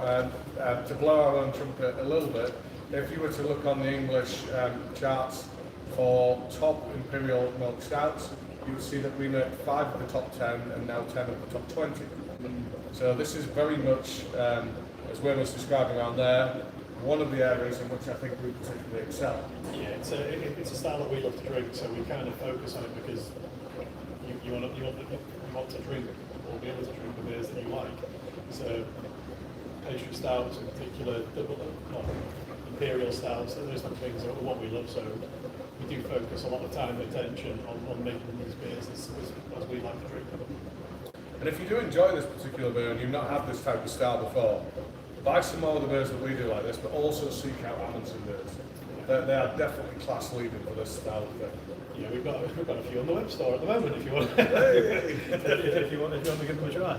So we've got a couple of their bourbon barrel aged, sorry, not necessarily bourbon, but some of their barrel aged dessert in a can. I do warn you, they are pretty pricey. So these are small cans, 330 mils, but they are definitely worth it. The guys have put a lot of time and effort into these beers. They've then basically curated them. They've taken care of them. They've looked after them. They've put them into bourbon barrels, and they've kept them there for at least 12 months. And they've canned them, and we've got some of them. I took a couple of cans home the other week. Really, really good. Really enjoyed it. I've had the originals. I've not had the barrel aged yet, but it sounds like I need to get in on some. Yeah, so what we'll do is I'll just fly through a few other bits of information and then we'll hit some more questions because you guys have been really good tonight. You're asking us loads of questions, keep it interactive, which is brilliant. So the bit I wanted to talk to you about is the rest of your pack, if you've still got any left. So this was an 11 beer pack plus the free snacks. So we're going to go through 4 of the beers tonight, but that leaves another 7 in the pack.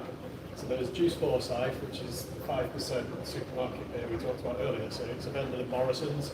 Tropical fruit IPA, 5%, so it's quite accessible. It's like alcoholic umbongo. Yeah, exactly. So you get loads and loads of fruit flavours from the fruit additions we do into the fermenter. But it's also heavily hopped, so you get fruit flavours come through from the hops. In addition to that, we also mentioned Kiwi. So Kiwi is a 5%, Yeah. 5% New Zealand hot brown ale. We've got Big Eagle, which is one of our favourites, 7.1% West Coast IPA. So this was an original recipe we brought back in a kind of, I guess, out of play, because it was 6.5 originally. We've taken it to 7.1. We've got better hops now than we used to have, so you get all the best parts of our 4 years of brewage. And it's not shy, but there are many beers that describe themselves these days as a West Coast IPA. This, for me, is absolute, I know I'm going on something again here, but this is absolute textbook West Coast. The colour's right, the bitterness is right, the hop profile's right, it's really resinous, it's really piney, just as Wayne was describing when we were out the back. I'm absolutely smashing through these in a minute, but the 7.1 is a little bit of an issue. Yeah. You can't have too many of these ones. It's one of those things, it's not a on-low style of beer, so we tend to find that brewers look at the public leave comments on Untapped as it's really bitter. It is a West Coast IPA, it kind of should be. So, and we don't always brew based on what everybody else is doing or what the feedback is. So I think we have pretty much decided we're going to try and keep this one available. Yeah, if you guys love this beer, then let us know, because we want to keep it available. We want to try and get back into the core range if people like it enough. And if it's not the core range, then it'll definitely be in the regular range. So keep letting us know what you think of it. Other beers in the pack. So we've got classic. Tom Coco's in there. So we've got we managed to do a big canning batch after we got some coconut back. So hopefully you guys enjoy Tom Coco. 4.3% milk stout with coconut, cacao, vanilla, and tonka bean. Well done. And then we've got Karma Chameleon. Again, I mentioned it earlier. So Karma Chameleon's always available all year round. 3.9% APA, American Pale Ale, and it's red, gold, and green on the can.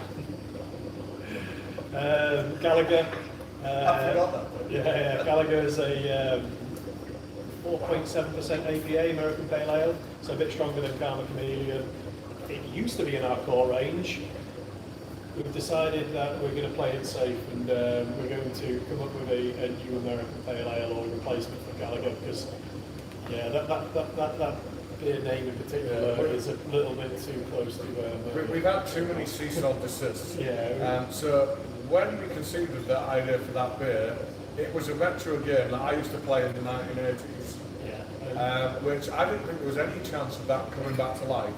And now, Namco has re-released it on the PS4. So you've got a retro 8-bit style game on the PS4. So consequently, we are a little bit fearful about getting another cease and desist. So we're having to discontinue that game, unfortunately. And then the latest one is a really cool name. It is our latest gluten-free APA. It's American Pale Ale again. It's 5%. It's called Olivia Gluten Gone. And thanks to Sam, our office manager, who came up with a name for that particular one. So that's the rest of the pack. If you're feeling ambitious, go try it tonight. Spread it out over the weekend, enjoy it. It's a pretty curated pack. We've got lots of different styles in there, and hopefully you'll enjoy it. Daniel McGuinn, next question up. Are you attending craft beer calling at Wylam Brewery? It's good. It is good. I've attended it. I think we attended the predecessor to that, didn't we, when it used to be behind the station in Newcastle? It was still called Craft Beer Calling, yeah. It was still organised by Wylam, and we went the year when it was directly going to the train station. It was the Stevenson building, which is where they built the rocket, the very first steam train. And then we had too much to drink and then went to Brewed on Fest. And we did not remember a single bit. So that was pre-brewery days when we could be a bit more crazy. But we'd love to go there. So, we know the Wow guys, they're a great bunch of lads, and if we ever get the invite, we'll be there. You want to do it? Yeah, so Dave C, what proportion of your beer production are sold on your web shop versus independent brew? I don't know why I'm probably reading that question, because unfortunately I can't answer that. What proportion sold on our web shop versus independents versus supermarkets versus own bars versus other bars? Obviously the answer is at least a little bit different now, so it depends on whether you mean now or pre-COVID. Yeah, so I don't know the answer. In reality, our own bars or our web shop make up maybe between 10 and 20% of our sales. Supermarkets a very, very small amount because we only launched in Morrison's a few months back and we only sell one beer there. Independents is the bulk of our sales. We sell largely to wholesalers who then sell to the independents, but yeah, independents is where almost all of our sales go. Next one from Colin Sagas, apologies if I got that wrong. Will you be attending London Craft Beer Festival in November? We've been invited to it, yeah. So the August one has been cancelled. We've been invited to the November one, and we would love to be there. We just don't know yet. So as long as all the right protocols are in place and it's going to be safe to be there, we will be there. Yeah, it's such an awesome festival. So the next one I've got is from Daniel McGuinn, sorry. Which brewery do you most respect or like other than yourselves? Well, for me, my I won't say favourite. Brewery out there at the moment is Fierce up in Aberdeen. They're just such a good group of people. We get on so well with them. We've got so much in common in terms of what we brew, what they brew, and the way that we approach things. And they were also, I think they launched pretty much at the same time as us. So, you know, every time we go to events, it always makes me happy if those guys are going to be pouring there. We can go chill out with those guys, try their beer, see what's going on, and get a chance to go and visit them. They're like our closest craft beer family. Yeah, definitely. So for me, I would have to say, I very much like breweries who are understated and speak through the quality of their product rather than through their marketing.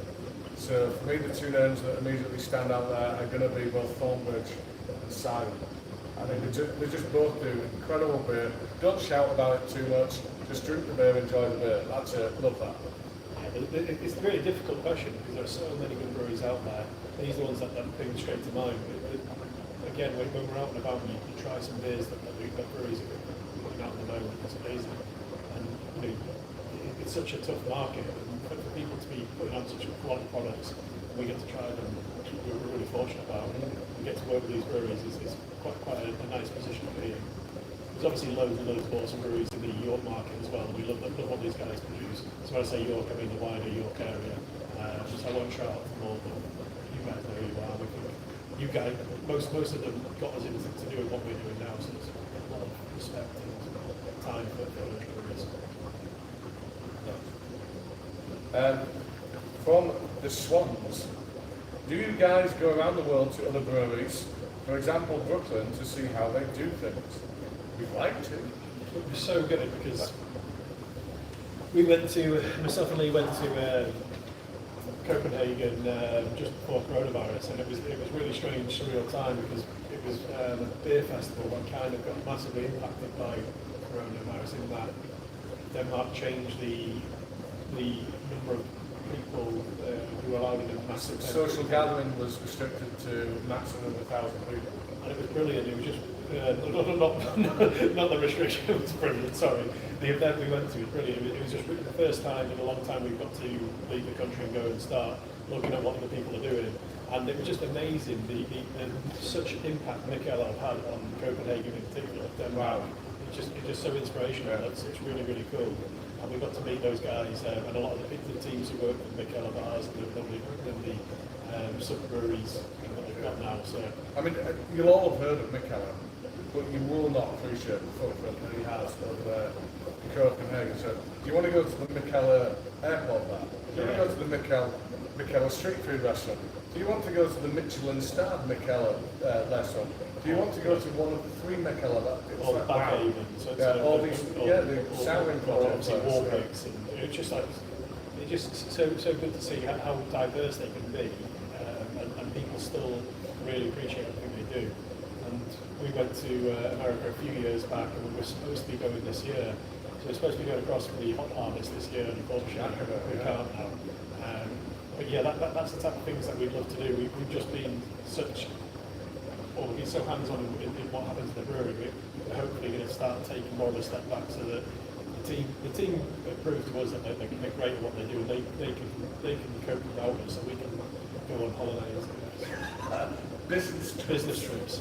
So yeah, in the 4 years that we've been going, I think you've had about 2-3 weeks off, and I've had about the same between 4 years. So it's because we love what we do, and you also kind of feel not protective of it, but you don't want to be away either. It doesn't feel like work. So probably an appropriate point to say a massive thank you to our respected ladies who put up with a lot, because we do see a lot more of each other. Yeah, exactly. It's, especially during the last 3 months in particular, a lot of people have been locked at home with their partners, and they've been driving each other crazy.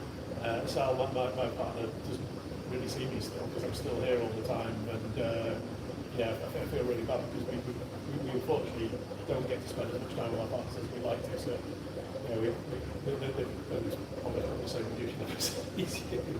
So yeah, it's a good thing, But yeah, it's we're going to be able to, things are getting back to normal now in terms of having the team back, so we'll be able to take more time with our families. So from that little sentimental moment, let's go to a rather hard-hitting question. It will be all too easy to sidestep this one, but let's go for it. Daniel McGuinn, would you ever sell to a big brewery, aka Beavertown? I don't think Beavertown would buy it. So I'm guessing what you're referring to is Heineken purchasing a stake in Beavertown, a minority stake. Minority stake, 49%. Yeah.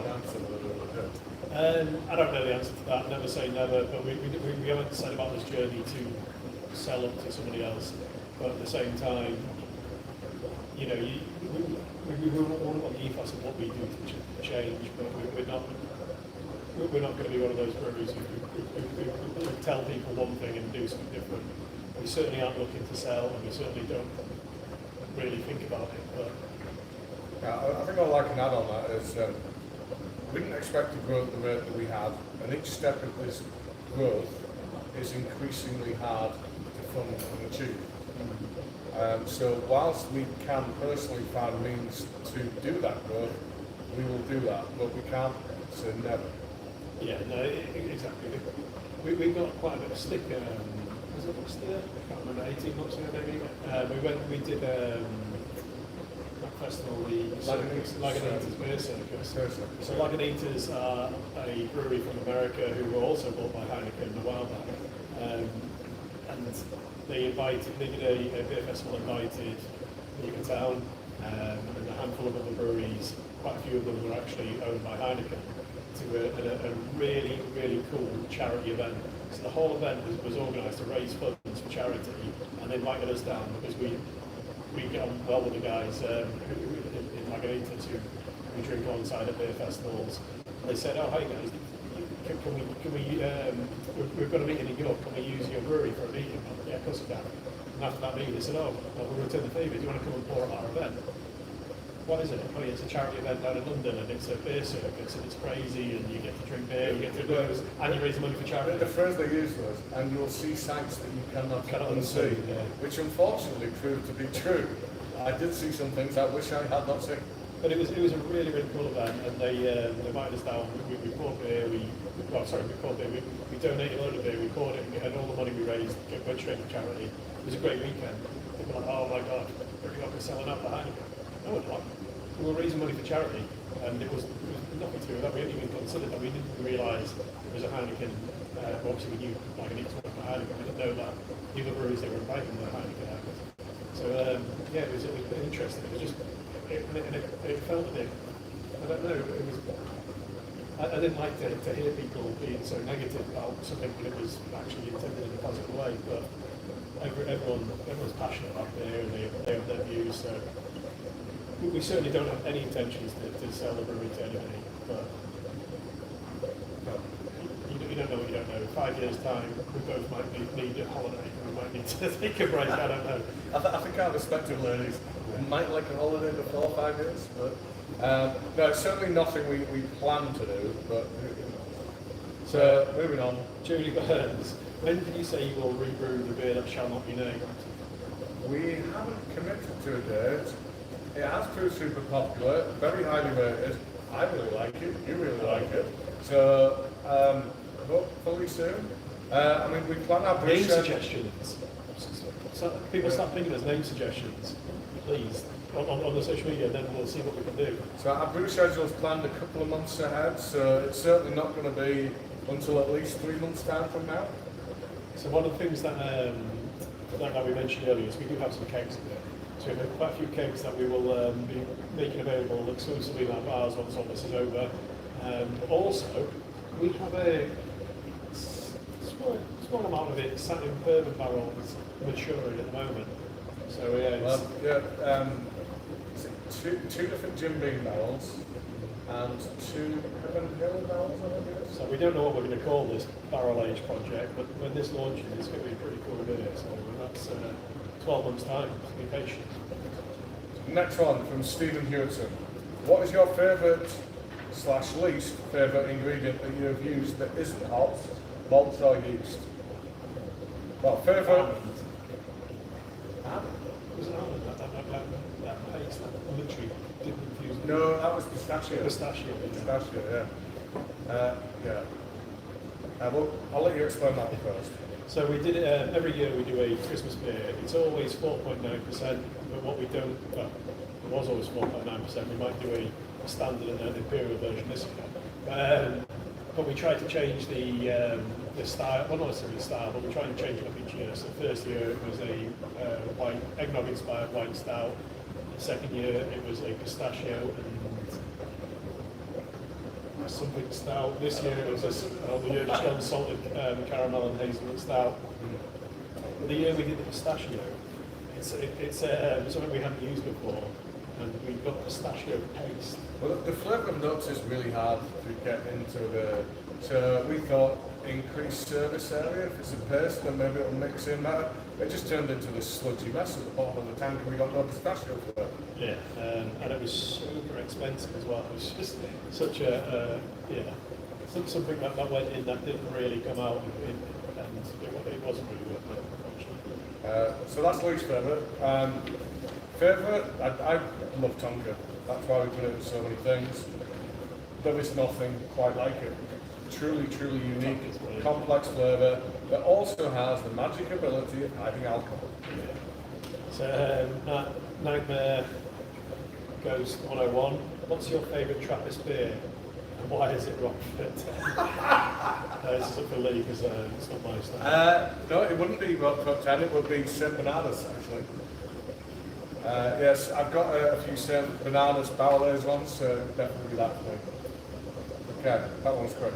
So if you could attend one craft beer event worldwide, what would it be?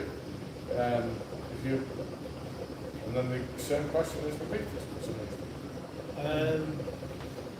Well, it's simple to get to the camera. MBCC, yeah, definitely. But at the same time, it'd be really cool to get to get out to America. Was it MCBC? The Keller Craft Beer Conference. Is that it? Yeah. Noddy's nodding. Bobby is nodding. Noddy's nodding. So when we were across in Copenhagen in March, we had an amazing reception. People were loving beers. We took with us and we were dropping hints bad style. We were basically, everyone who came, every Danish person who came to see us were like, go tell those guys, see if you can get us an invite.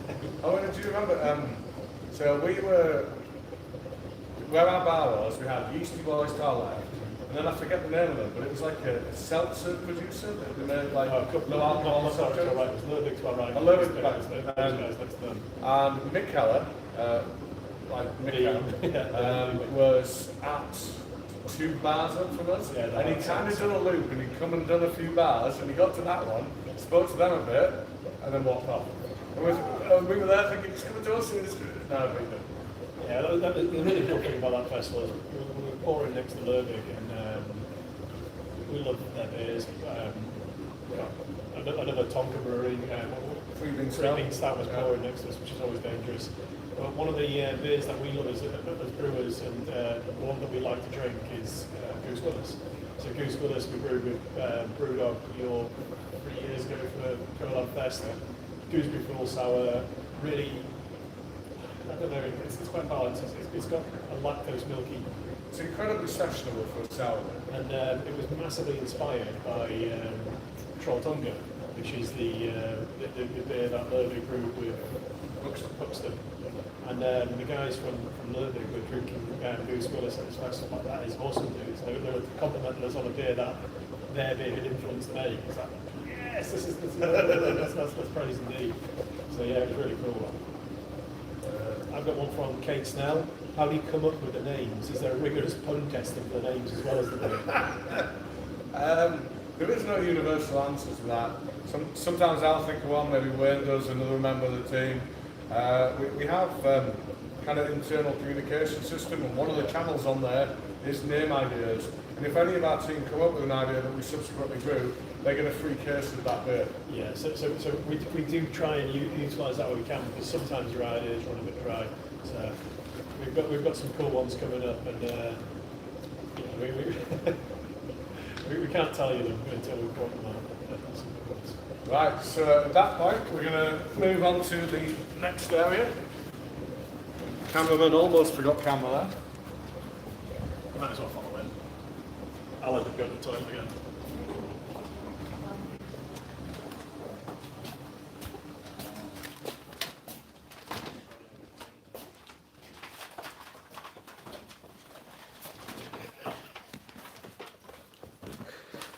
Right, so here we have a new face. So I'd like to introduce you all to Roddy, who is our production manager, my right-hand man, my voice on the floor. In fact, generally does more brewing than I do these days, and runs things when I'm off doing all the other bits that need to be done to keep the business going. So Roddy has conceived of this beer here, Go Big and Stay at Home. So I'm going to hand over to Roddy now, and he's going to tell you about the concept behind this beer, the ingredients that went into it, etc. Sounds good to me. For my first beer that I've ever produced at Brew York, I thought I would go big, and obviously with COVID-19 and everything like that that's going on, a triple IPA only seemed fitting. It's big, it's hoppy, it's fruity, it's boozy, so hence the name, Go Big and Stay at Home. I might as well get mine cracked. So I'll pour yours, don't worry. You carry on chatting, I'll pour one through. Awesome. Yeah, so triple IPA. I really like my big double IPAs, and yeah, this one seemed fitting to push it a little bit further. There you go. Thank you very much. The dry hop rating of this is, I think it's 29 grams a litre.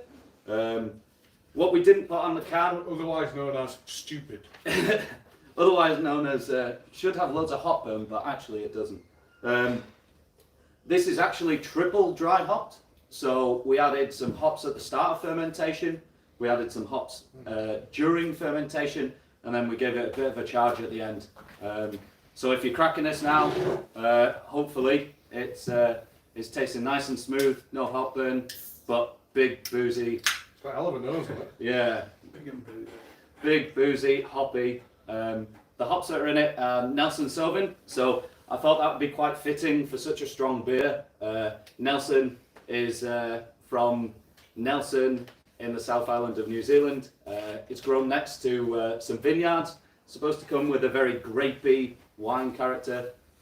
Hopefully that comes across in this beer. And then it's also got Citra, which you can't go wrong with.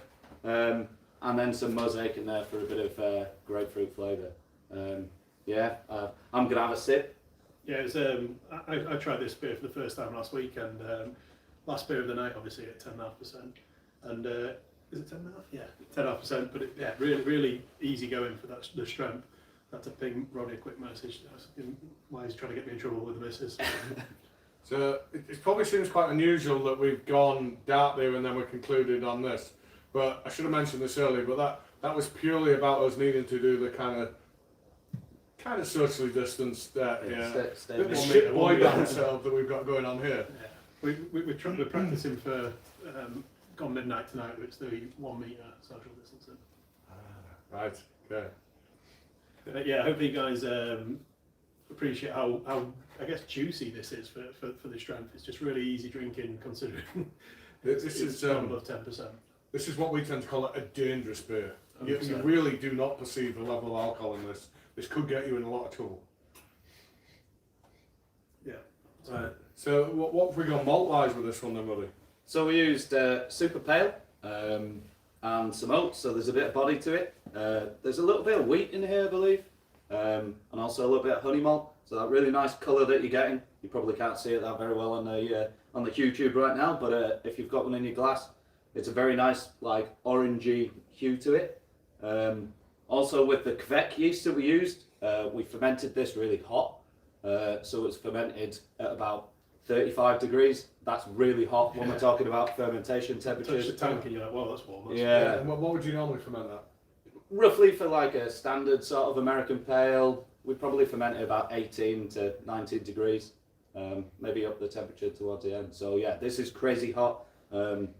I've been using this on a homebrew scale, this yeast, for a while, but it was nice to have it commercially available, to have a go with a different beer, to be honest. Have we mentioned yet, this is like huge for Lee to let go a little bit and let somebody else do a big scale recipe, and so that's that testament to Roddy and what he's done to help us. Yeah, that very much is a mark of respect to Roddy, who's been an incredible worker for us over the last few years. That's a cheers moment, isn't it? Yeah, cheers. We maybe won't touch glasses. And don't want to get too gushing, but Roddy has been unbelievable for us over the last year, gone well above and beyond, and more than earned his opportunity to do this. And hence why we put the Tiger King on the can. Roddy is the Tiger King. He's even got the tattoo show. No, that's not for us. So what about the concept of the can then? I really wanted there to be like the whole idea that if you were going big and staying at home, you were sat on a sofa. I wanted this hop character to be present. I think in a brief, I really quite like the hop. Yeah, I do quite like it. I think the can artwork is perfect for what it is. I guess another note should be, don't sit on this beer, don't age it for a long time. It will not be good in like 3 months' time. I'm saying go for drinking it soon rather than later. Hops fade fast, I think, is the good thing to go for. So alcohol. The bigger the beer, the more so the case. Yeah. And alcohol in the strength of the beer really helps preserve flavour. So IPA, Indy Pale Ale, originally was brewed strong to survive the journey across to India on ships. But they weren't worried about preserving the hop flavour there, the hop aroma. So when you're making a strong beer and you're making a hoppy strong beer, you want to be drinking it fresh. Even a hoppy low strength beer, you want to be drinking fresh.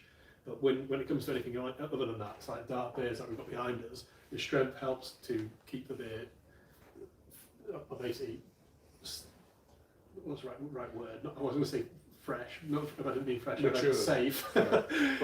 Sterile. We're sort of like a hoppy beer. It all tends to come down to oxygen. So with a hoppy beer, pale beer, oxygen is always going to be a bad thing. There's going to be some reactions in there that are going to end up making it taste like stale cardboard, subdue the hop character, potentially make the colour go darker. When it comes to stronger beer that you're going to urge in things like this, a little bit of oxygen actually is a good thing, and the way in which it reacts with some of the compounds in here can have a positive flavour effect. So, yeah. Anyway. So, should we talk a little bit more about the Kveik yeast? So, where's it come from? Yeah, so, packet we bought. No, I don't think that really counts, but yeah. Traditionally, it's a Norwegian farmhouse yeast. You can do a bit of Googling. The power of the internet is amazing. But traditionally, a farmhouse yeast used in Norway, like different areas of Norway. The farmers traditionally use it when they're brewing beer in their cellars.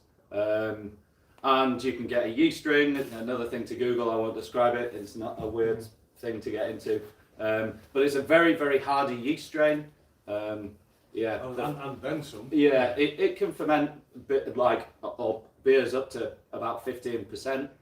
It finishes quite dry. I think this beer finished quite dry in the end. I maybe would have liked it to be a little bit sweeter, but then it attenuates quite a lot, doesn't it? Which means it converts a lot of the sugar to alcohol. Which means you end up this year's hops list we used in last. Yeah, and that ended up very, very dry. Yeah, so I don't think it's ended up as dry as that. No, it's really juicy stuff. Yeah.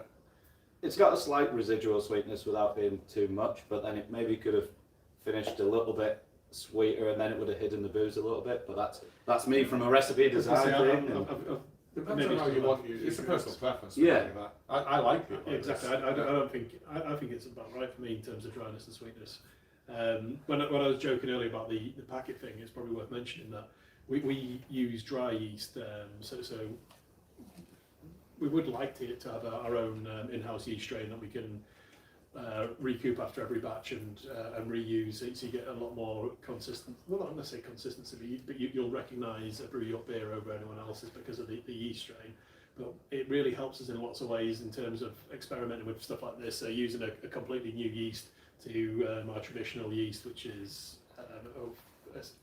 USO5. Yeah, a neutral American one. So I mean, the challenge we have is if you're going to be a broad waterfront brewery like we are and do all these kind of this huge variety all the time, it's not always going to be based on the same yeast, because yeast can be neutral. It can just generate alcohol. It can contribute flavour, as it has done in this. It's given big fruity character.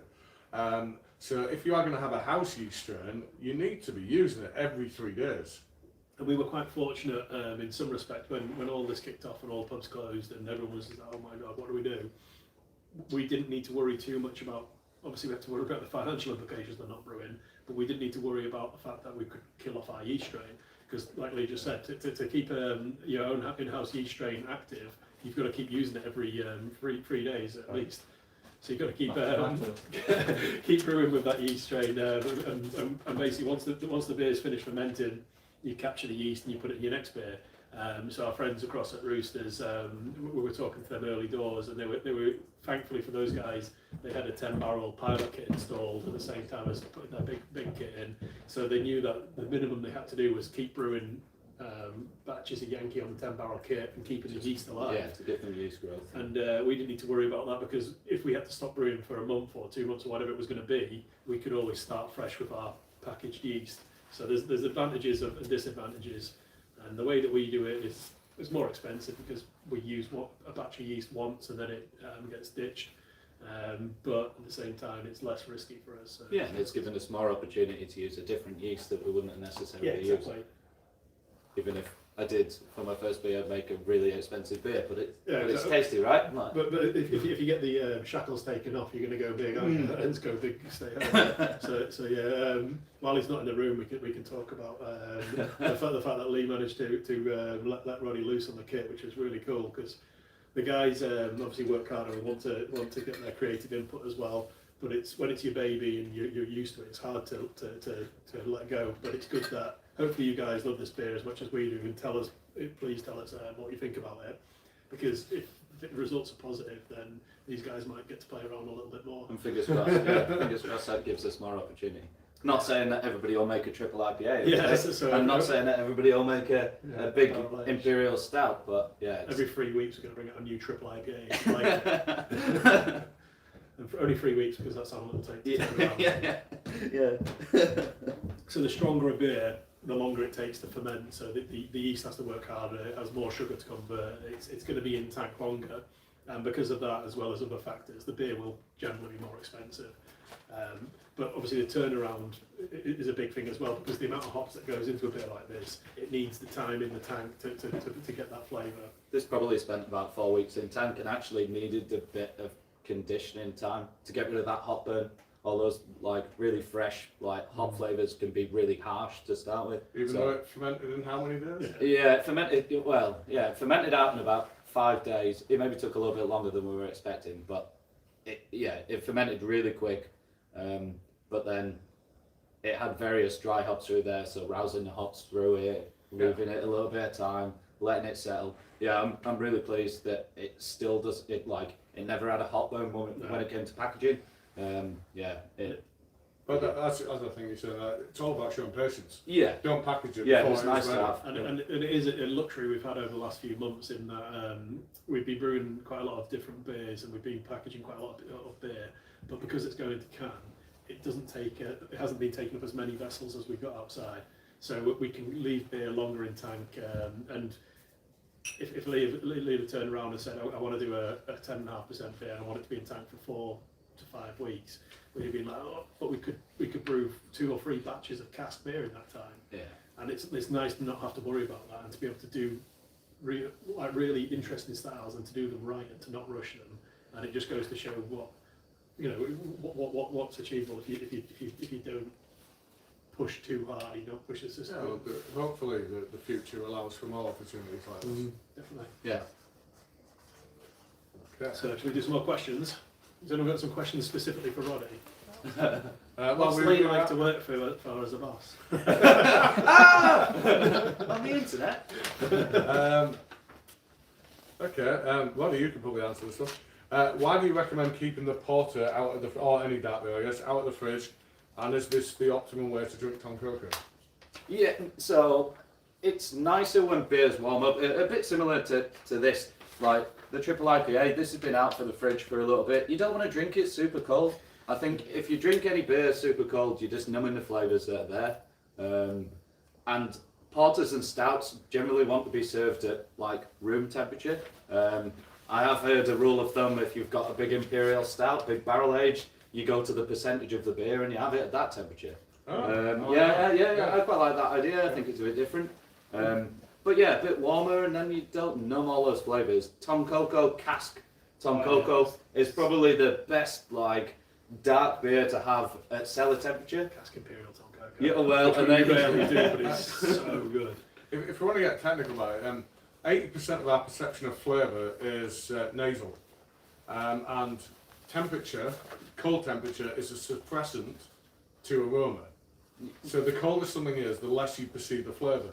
So when you get these beers marketed as super cold this, super cold that, it doesn't mean they taste great. It means they're attempting to mask whatever's in there that they don't think you're going to like. Well, yeah. Don't name any names for. I think they always did, but you get the idea. Well, one of the things that was interesting while I was on my toilet break, I was looking at watching you guys on the live feed as I was walking out. Someone put a comment on it, and they said the last beer tasted.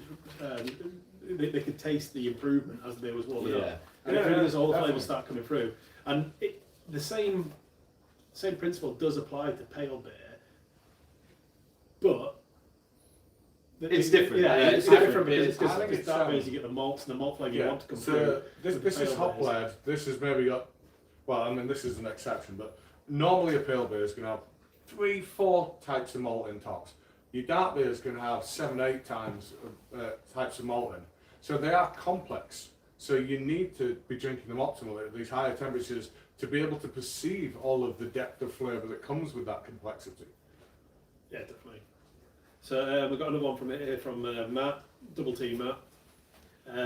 Hi guys, during last month's tasting session you mentioned about starting a subscription beer club. Do you have any information about this at all? I absolutely love the idea.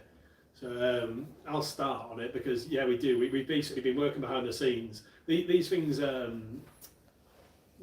want to do it and we want to do it as soon as possible, but we want to make sure it's right again.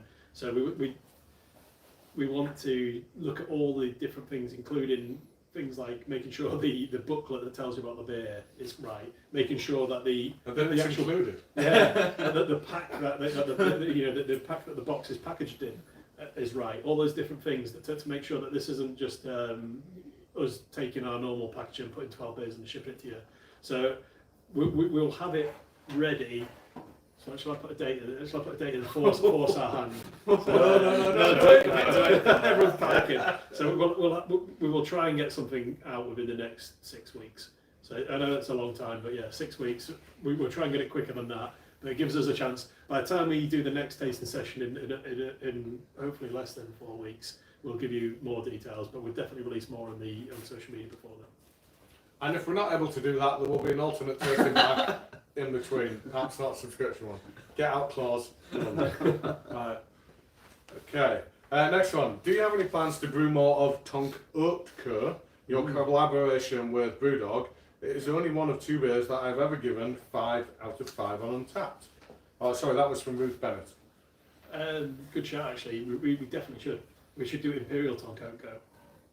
Because basically, for people who have not tried it, Tonkoku was a vegan-friendly version of Tonkoku. So it was. I mean, it already was Imperial. It was supposed to be like Imperial Tonkoku, but a vegan version, so it's 7.5%. And it's appropriate we have you here at this time because you did the recipe trial on the pilot kit, didn't you? So and we tried to make our own oat milk by you get flaked oats like porridge oats. You Did you steep say them, something about working, and then working you for Lee? use muslin sacks to then squeeze the milk out of the oats. And what To happens? milk them all. Tears happened. Tears. Sadly, it didn't work on a pilot scale. But it proved that we couldn't make our own oatmeal. Well, so what happened, because the oat milk was, I don't know if we'd extracted it right, but it ended up quite powdery. And our pilot kit has an electric element, and this powdery bit of the oat milk sat on the element and completely scorched the beer. I think So it tasted like a smoked beer, and it went brown. Oh, that was it looked so weird. It was for a beer that I've had to ditch. For the only beer I've ever had to ditch, for the most effort. It was pretty disappointing, but I'm glad that we didn't try. What we and learned do that day is a lot. Don't try and make it yourself. We do not make our own oat milk. Buy oat milk. Buy oat milk. We might try it again at some point, but not using that specific kit. But yeah, definitely good shout. Actually, we should bring this back in some form or other. Maybe a variant of Tom Cocoa, but as a vegan version. So what would we say? Mint chocolate Tom Cocoa. Oh no, here he goes again with his mint. Right. He'll be doing that. Yeah, moving on. A bit of mint, I did. Did you describe that? Oh, I'm loving how creative you guys have been with these questions. So this is from Darren, James and Barney. It's midnight, you're walking home, and you've had one or two many Bruce Forsyths. Suddenly out of nowhere comes 1, a duck-sized polar bear, or 2, a polar bear-sized duck. Which poses the biggest threat? I think the polar bear-sized duck. Duck-sized It's got to polar be bear. surely. You definitely wouldn't kick it away because that'd be cruel. You'd just step over it. Yeah, yeah, polar bear-sized duck, surely. Yeah, what do you think? I'm not sure about that one. I don't think I can answer it. Well, thank you for the very out there question. So Penny Bickle, I don't know what that says, plus. Yeast and desist would be a good suggestion. That is brilliant. Absolutely brilliant. I like that. Could somebody write that down, please? Well, it's written down here. We've got it. So Richard Dignan, also known as Beer Hall Rich. How you doing, Rich? Evening Way, what's your opinion on Untapped? It feels like there's a direct correlation between more stars and higher ABV. It's 100%. 100%. If you brew a strong, you will generally get a higher score. It's not. Yeah. It doesn't always work that way because you do have to start with a relatively good beer. I've seen scores on Untapped for strong beers, and I think, how did you get a low score? Because you started with like a 10% beer. It must have been pretty terrible to not get a good score. If you filter on Untapped and you look at the top 50 beers produced in the UK, all 50 will either be triple IPAs, double IPAs, or imperial stouts. So are you telling me that only those 3 styles are the best beers produced in this country? No. No, exactly. You take. We talked about this quite a lot because things like traditional bitters. You brew the best traditional bitter in the country, and You'd be lucky to get a 3.5. exactly. Yeah. And you're telling me that that beer in that style doesn't deserve a 5-star or something. So it's a bit of a funny tool, but it is really helpful as well to see trends and to see how the beers are performing. So you can't dismiss it, but yeah, 100%. The scores directly correlate with strength, and the other thing is they directly correlate with distance from brewery. So when we and I'll use ourselves as an example, but America's a much better example. But ourselves are a great example. So when we first started, and most of our customer base was in York or around York, our scores were a lot higher than 6 months later once our beer started distributing and people didn't have the romance associated with our being You're not just rating a beer, you're rating an experience, a connection, a relationship. And thankfully, 4 years down the line, people don't necessarily drink our beer because they've been to our venue. They drink our beer because they've either heard about it, they've tasted it, or they just want to try something new, and we get good scores still regardless. So that's a nice thing to have. But yeah, early days, you definitely get a local correlation, so you get a local bias. And if you go you look at the best beers in the world and the best breweries in the world, and they're all American. And it's weird because don't get me wrong, we are massively influenced by American beer. But I've tried a lot of super fresh American beers. These ones that are averaging 4.5. You average 4.5 on a beer when you've had 2,000 check-ins. That's amazing. I think some of that is local bias. I also think it comes down to cultural differences. So in America, people are more prone to celebrate success. If you've done really well and you drive a Ferrari, they'll ask you what you did to be in a position to buy the Ferrari. If in this country you were successful to the point that you had the Ferrari, people would hate you. So there is a little bit of kicking people while they're doing well in this country, and that applies unfortunately in the brewery scene. So not for everyone, but there are going to be some out there that are kind of knocking you, even though you are doing quite well. So you won't get American kind of heights of ratings in the UK because, at least in my opinion, because of the cultural differences. So Untapped in general is flawed for lots of reasons. Lots of reasons, but it's still a really good yardstick. So for all we can bitch and moan about it's the only thing out there that's you can get the number of the volume of feedback quickly.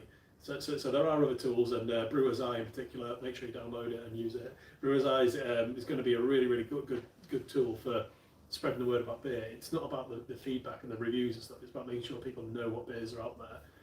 That's not a sales pitch, by the way. Is that a new one? but no, it's not new. They brought it out a couple of years back. Well, it's been a beta until recently, and now it's going to be so I think that's going to be a much better way of looking at beer. But Untapped is just interesting because how else do we gain feedback? We talk to people at the bar, we talk to people at beer festivals. So for the last 3 months we couldn't do any of that. But what we can do is just look at Untapped, and it's a love it and hate it tool. Yeah. But it's also it's a measure that we can easily access and we can see feedback. Whatever the flaws, we'd still rather be in a world where it exists because it is really valuable what we get out of that. And any brewer that says they don't look at it is talking crap. Oh well, I'll go crazy and say I don't use it that much, and to be honest, I don't rate anything, but I do look at it every now and again to see what things are doing. So I guess you're right. It blows my mind because I look at it and I stopped for a good year. I just stopped looking at it because it was just annoying me too much. But then I started looking again because I thought it's going to be handy to look at what we're bringing out at the time and whether people if people like it, keep doing it. If they don't, but I don't think we do that too much now. But the one thing that always gets me is interesting and different things. So Kiwi is a great example. Kiwi is such a good beer, and I know it's our beer, and it's such a but it rates about 3.4 or 3.5 on Untapped, which is just nuts. It's so much better than that. It's because it's a brown beer. It's rated lowly, and it just annoys the hell out of me. I was like, judge. Yeah, right. Let's move on. Untapped is a can of worms. It always is. Yeah, you shouldn't really open that. Interesting tool to have. We have been told to wrap up, but we'll do a couple more questions. Richard Brew, familiar name. Yeah. Do you supply any shops in the Lake District or any bars? Asking for a friend. Yeah, we believe you, Rich. I don't know. So we don't direct deliver to Lake District. I've been trying to do a few things up there too, just mainly because I want to go on holiday. But yeah, we don't do anything direct. So if the guys get our beer, we will. If you're off license in the Lake District, give us a call because we can direct ship to you. But direct delivery of beer is a bit more challenging. So give us a call. Well, let's just keep doing what you've been doing. Order mail order, get it shipped to you, put it in the car, take it with you. Next one, Stacey Kelly. Would you ever consider a red ale? Beautifully timed, because we don't do a lot of them. Guess what we've got coming out? But we do have, we've done 2 iterations of a beer that we call Red Panda, which is coming, well, we're brewing it in about 2 or 3 weeks again, I think. And it's going to be a red IPA, a bit of West Coast influence in there, a little bit of bitterness. But yeah, I'm looking forward to that one. I think our previous attempts at red IPA on Untapped, here we go again, didn't rate that well, but I think we're some of the best. We did them as cask beers previously. I think for the year that we released it, was the best cask beer we released that year. So And And final question. Excuse me. What have you learnt since opening the market? So this is Colette Stevens 91. What have you learnt since opening the market tap? And how does being located in a smaller town compare to York? Do you plan on taking on any more pubs? Really interesting one, because bit of context for anyone who's watching who's not been to Market Town. Pocklington's not too far away from York. It's like 10-minute drive. It's good, really nice market town, and we knew we wanted to do something a bit different, but we wanted to open somewhere not necessarily in York City Centre. Stuck Market Tap on about the 14th of January, and January is obviously a really rubbish month for drinking, but Market Tap was really busy. We had a great first month. February blew our expectations again, had a really, really good month, and March it was getting better again, and then coronavirus kicked in. So we were really, really pleased, and we loved what was going on there. It was like, if you've ever been to our tap room or our beer hall, it was basically the offering we have there, but with a local vibe. So you know the people who are in there. It's much smaller venue, but we still have a good variety of beer. So we love what we were doing, but what we actually, I can't really answer your question because coronavirus kicked in. But we love the concept, we love what was going on, and we're going to keep pushing and making sure we do more of that, and we get Market Tap up and running again. Yeah, I think in the centre of York, we garnered a great connection with the community, but then we've taken it to the next level, I think, in POC. It seems a little bit more personal. Yeah, and I love going up there. I jump on the bus with my other half, Sal, and we go up to POC, and we do a little pub crawl around POC, and then, give it a try. So yeah, no, we love what we did there, and we definitely love to do more of it. I genuinely think if coronavirus hadn't kicked in, the Market Tap would have been, this time of year with the nice weather and everything else, would have been such a really cool addition to the Pocklington. We're just sorry, someone keeps holding to my cup so we all get distracted at the same time. I should have finished my sentence. I think what we've done is POC's really cool, and we're going to make it even better in the next month. Yeah. So going back to the where can you get our beer in the Lake District? Apparently Hawkshead buy our beer in Kendal, so that might be worth trying. We've just had that flash up there. So yeah. Other thing I need to say before we do this last little section here is we have had an overwhelming amount of questions, and as many as we've got through, there was a hell of a lot we didn't get through. So somebody's going to have a look through those later. We're going to post responses to you individually on social media. So sorry we didn't get to them. You will get a response. It's just not going to be tonight. Before we leave you, we just wanted to give you a heads up as to a couple of beers that are upcoming. Yes. You remember them? Oh yeah, I'll be quick on this. So we've got a couple of beers about to launch literally on Monday, but we pre-launched them on the website. So Hey Mango, if anyone tried Hey Mango last year, it's super refreshing mango and a little bit of tonka because we can. Milkshake IPA. So Hey Mango gets canned on Monday. We hope it'll be canned in time to ship Monday, but we can't promise that. So definitely be shipped Tuesday, so get on the website. We brought our new 12-pack taster, which includes Imperial Tom Cocoa and Hey Mango. You're in for a treat. And then as well, next week we've got Brownie Pints coming back. Not the big version, the 7.5% version. So Brownie Pints is back. Lee mentioned earlier we've got Haze of Thunder for making its appearance in can for the first time. And soon, so that's not next week, but that'll be soon. And then we've been working on a range, and we can tell you a bit about it. So we love our puns. So obviously we're called Brew York because we're cheesy and we like the New York pun. So we're about to officially launch our premium range, and it's called State of Mind. Brew York State of Mind. So yeah. There you go. So the State of Mind range will be out soon, and the first in that range is our wine barrel aged cherry Tom Cocoa. So as soon as we've got a launch date for that, we'll let you guys know, but keep your eye out for it. Right, and finally, to conclude, so for not the next, but the tasting pack that's going to come up in late August, early September, we've not quite landed a date on that one yet. You have the ability to pick 4 of the beers that are going into the pack, because it's going to be a Brew York Favourites pack, and we're going to be doing some rebrewing. So we're going to be doing some polls on Twitter. They're going to be held across the next week. One of the polls, I'm afraid you've already missed. It's already been held. And that one, John, you may need to zoom in on this, or where do I need to position it? So it's not going to work while I've got them back there. So the first poll was to decide which stout do we rebrew, and the contenders were Flat Pack Fika Fuel, Clockwork Orange, Espresso Patronum, and John Biscotti, the King of New York. And the winner was Espresso Patronum. But we did get a massive amount of engagement on this poll, and it was a very, very close fought thing. Yeah, cheers, man. Wobbling. No shaking. I may have been drinking.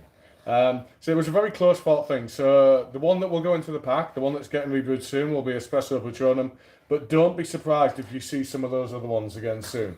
You guys seem to love those beers. Funny that they're Imperial Stouts. We have them as well. So that's beer one. The other ones you're going to get to decide are... This week. I'm sorry, next week. So, hang on, let me get these in date. Roddy, be his assistant. Yeah, hold on. Right, hold that one. Yeah. Right, and if I stand here, out of shot. Right, so Monday, 10 a.m, Twitter, poll goes live. Which sour beer do we rebrew? Your options are Berry Chuckle, which is a forest fruit sour ale at 6%. Guava Carver, previously called something else that I can't mention, at 6.5%, which is Guava Pastry Sour. Katy Berry, Blueberry Pastry Sour at 4.5%. Katy Berry! Or our collab that was done with Brew by Numbers, which is sour grapes and silly japes, a red grape and raspberry imperial pastry sour coming in at 8%. So that will run for 48 hours from Monday at 10 a.m. The next one is then, which hoppy beer would you like to see us rebrew for this pack? So the options here are our local tribute to National Treasure Dame Judy, so Dame Judy Quench, DDH Pale coming in at 5.7. The aforementioned Optimist 2020 Kveik Cryo Dipper, 9.1%. It's This Way Tony, unsurprisingly, Amarillo-led American Pale Ale coming at 5.2%. Or Matthew McConaughey's in at 6.2% DDH Pale. That starts at 10 a.m. on Wednesday, runs for 48 hours. And the final option you have to vote on is this one here, which is which fruity beer would you like to see us rebrew? Poll starts Friday, 10 a.m. Options are Austin Sours, which is our collab with North Brewing across in Leeds. That is a raspberry fruited sour at 6%. Cosmo Bellini, Cranberry Peach, Lime and Orange Sour, which we brewed with Abbeydale over in Sheffield. Ripple Twister, which is a Raspberry Ripple Ice Cream IPA. Too many R's for me to be able to pronounce. 6.5%. Or X-Parrot Tropical Fruit IPA, and at 6.5%. I'm not going to lead you on these, but... X-Parrot. X-Parrot. X-Parrot. Ripple Twisters are good. So that's Friday, 10 a.m. That one runs from 48 hours also. So they will then comprise the 4 beers that form the tasting that will take place late August, early September. As I said, date yet to be confirmed. We'll try and do one in between, which one of the questions earlier was about why can't I see your beers more regular. Hopefully this will appeal to you guys, but we're going to do a core beer taster.